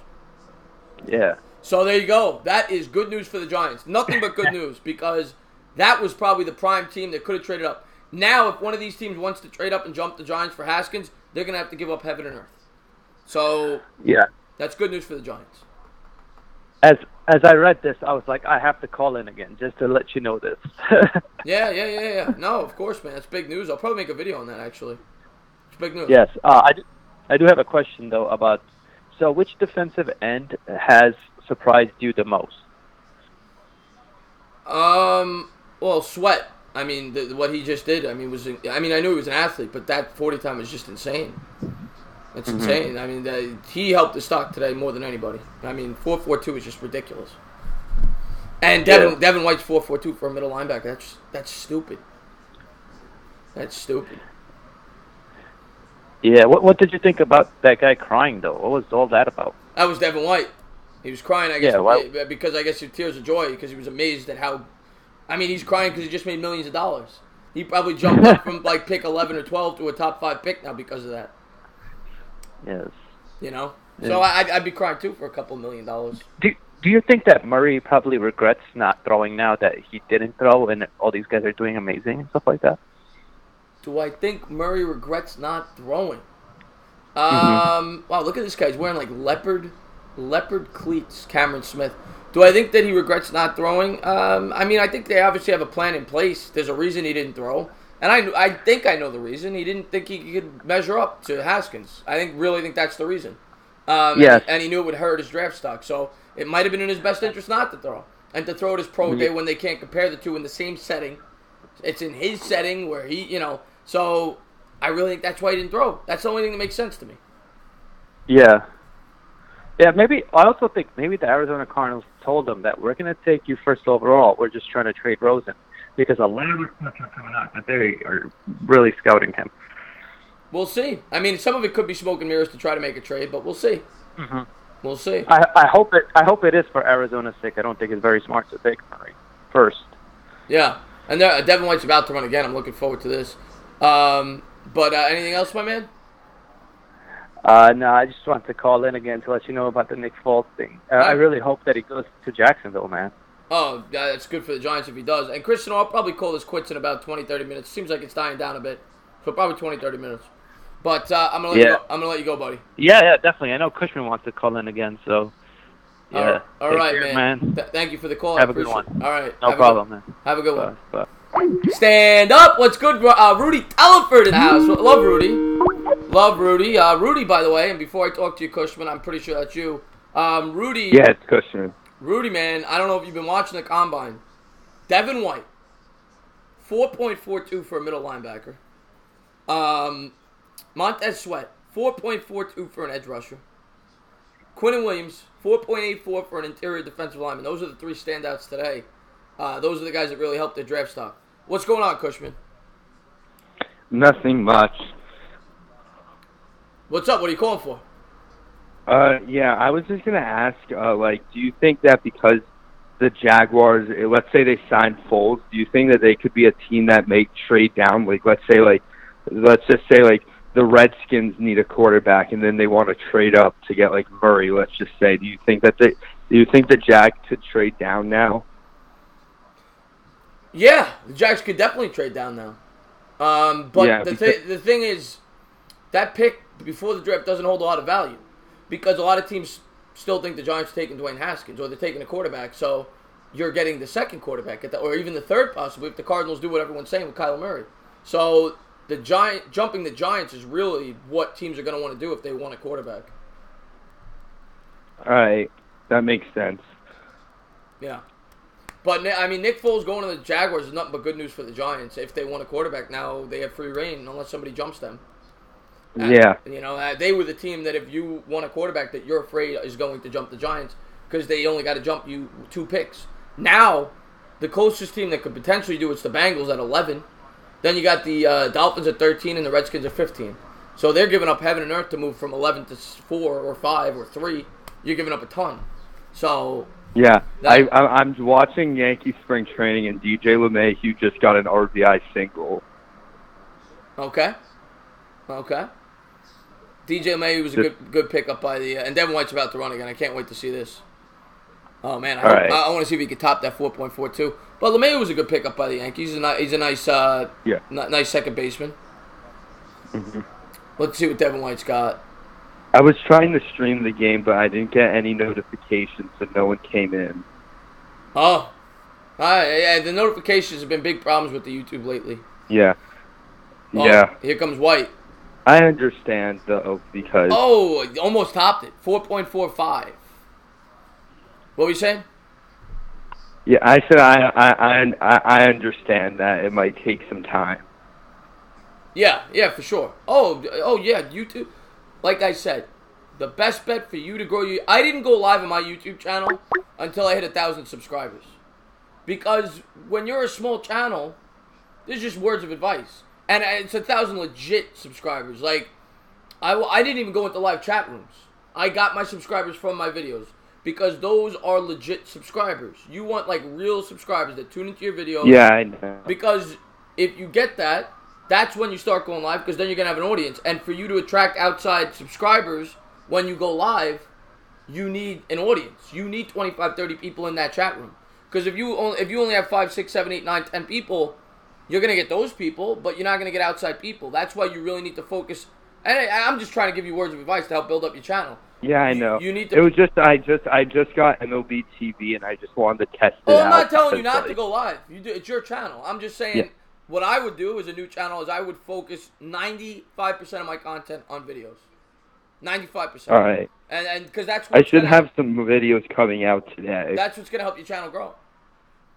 All right, thank you. You got it, buddy. Thank you for calling in. Zach Taylor pretty much said, yeah, Stealth is the man. Stealth, do me a favor, Stealth. Call in. I'm watching the combine. What's the St. John score? College basketball talk. I love Stealth. Mike Nixon, man, yeah, a lot of good defensive talent in this draft. I'm gonna give Chris, you already called him twice. I'm gonna give somebody else an opportunity to call him. We're gonna call it quits in about 15 minutes anyway, because I've been on for a while. Need to take a break. You're eating White Castle. Stealth Raven, did I ever tell you the story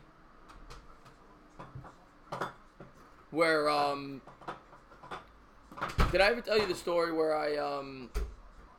ate 22 White Castle burgers at once? I did the White Castle challenge. I ate 22 White Castle burgers. Well, you should be scared of Dolphins, movie critic. Hold on one second. My TV's about to turn off on this power save mode. Hold on. Stupid thing. There we go. Okay. Yeah, 22 White Castle burgers. That was years ago. Seems like it's slowing down here. It's 2 o'clock. I think we might call it quits. It seems like the chat's dying down a little bit. Lamel says, Kodiak pancakes, baby, they're the best. How did I not die? I actually lost the challenge. My roommate did 26.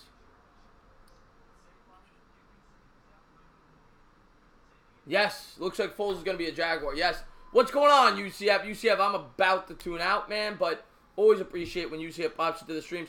UCF, if you're watching this combine, Devin White, man, Montez Sweat, my God, what performances those two put on today. What performances those two. You ate 20 at White. That's impressive for a kid. You burn your mouth on a White Cat. Well, movie critic, I should have. I mean, it's disgusting. But I love him. But, guys, I think, of course, Chris Sinor. Yeah, we all knew Devin White was a free. He was a running back. So we knew he was going to have that video was crazy, Bodega. I don't know what video you're referring to. The Dolphins? Did you mention if your first round pick has changed? Well, I'm going to have my new mock draft up. I don't know if you saw my original mock, Rudy. You probably did. I'm going to have my new mock draft up probably tomorrow, if not Tuesday, because I wanted to do one after the combine. I'm going to have my Met video up today. I've been working on that part 2 of the Mets history. So I'm going to have that up hopefully by the end of today. Then I'm going to get working on the mock. And then I'm going to do a Giants-only mock, which will hopefully be up by Thursday, where I do just Giants. First round, second round, and then the 8 picks between rounds 4 and 7. So I'm hoping to have that up by Thursday-ish. But probably the mock will be up by Tuesday at the latest, the new mock. And there's a horn in the background. Once again, I just wanted to say, Giants should trade for the Jets' first-round pick. Well, that would assure that they get a quarterback if that's what you want. But I don't know if the Giants are in the situation to be giving up future assets. They have a lot of holes. The Cardinals had a verbal agreement for something with Murray. I'm going to have to take a look at that. Because that's interesting. If they take, I think that's crazy. How much do you think it'd take to get to get back into the third round of fourth and fifth. If you're talking early third, it depends where in the third. Are you talking late third? Are you talking early third? That's a big difference. If it's early third, more than that. Probably four, at least three of those picks. I know they have 3 fifth-round picks. At least all 3 and probably the 4th to move up into the early third.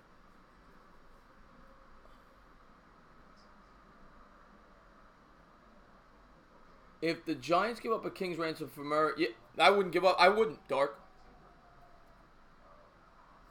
Oh my God, Rudy. Get Montez Sweat. Get Clay and Farrell. I don't blame you, man. I would love an edge rusher. I like Haskins, though. I'm sure you saw the performance he put on yesterday. Haskins looks good. I'm not going to be upset no matter what they do. I like a lot of players in this draft. Devin White, Haskins, Montez Sweat, Clay and Farrell. A lot of really good prospects that the Giants could take. Brian Burns. I mean, I like them all. I'd be happy with any of those scenarios.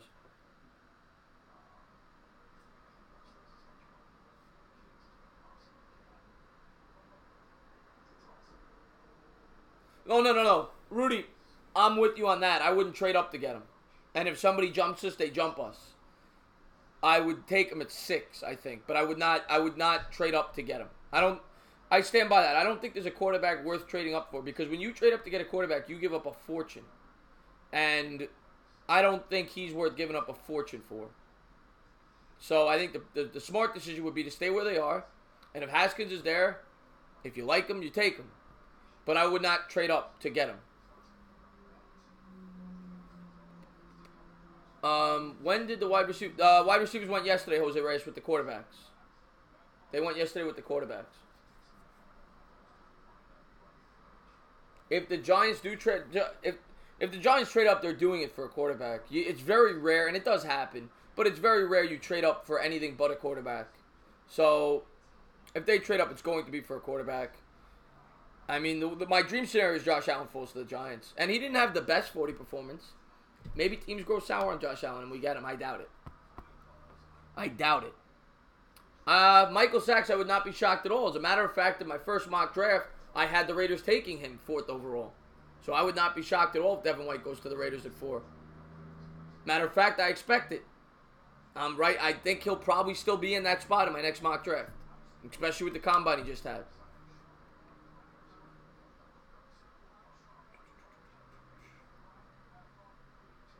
Yeah, Rudy, I would say yes. I would say that's pretty accurate. The draft will be much clearer after March 15th to 17th. I think it starts on the 13th, free agency. I'm pretty sure. I think that's the first day. Because then you're going to know, like if the Giants get Williams, probably not going offensive line. If they take a safety, they're not going to be going safety, Stand up, Crazy Mope. You guys are all coming in too late. I'm about to close it out. I thought the Giants made a mistake not taking quarterback last year, but I'm starting to think they made the right choice. I mean, Barkley. How could you not be impressed by Saquon Barkley? I mean, the guy is a once-in-a-generational talent. Devin White or Montez Sweat? Oh, man, that's a tough one. I think I'd go Devin White. But Montez Sweat looked impressive today, and he fits the Giants' defense perfectly as a 3-4 outside linebacker pass rusher. What would you call Dwayne's throwing motion? No, it's not sidearm. He does have a loopy motion, though.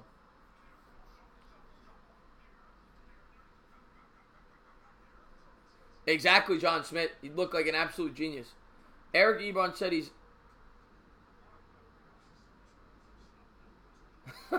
Sinclair. Allen is still your top. I love Allen.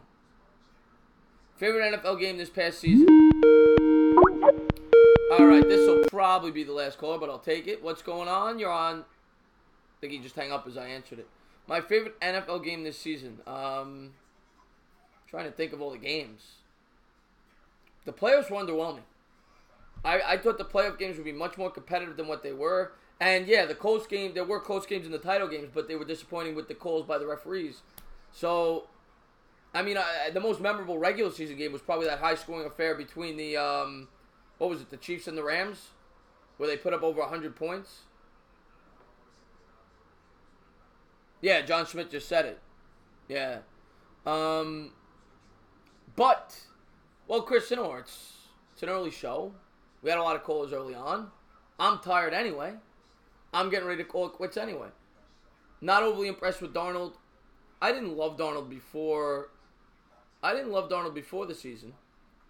But I like him. I don't think he's gonna be a superstar, but I think he could be a good quarterback. But guys, I think I'm gonna call it quits. I think I'm gonna enjoy a couple hours off. Probably finish up my Mets video.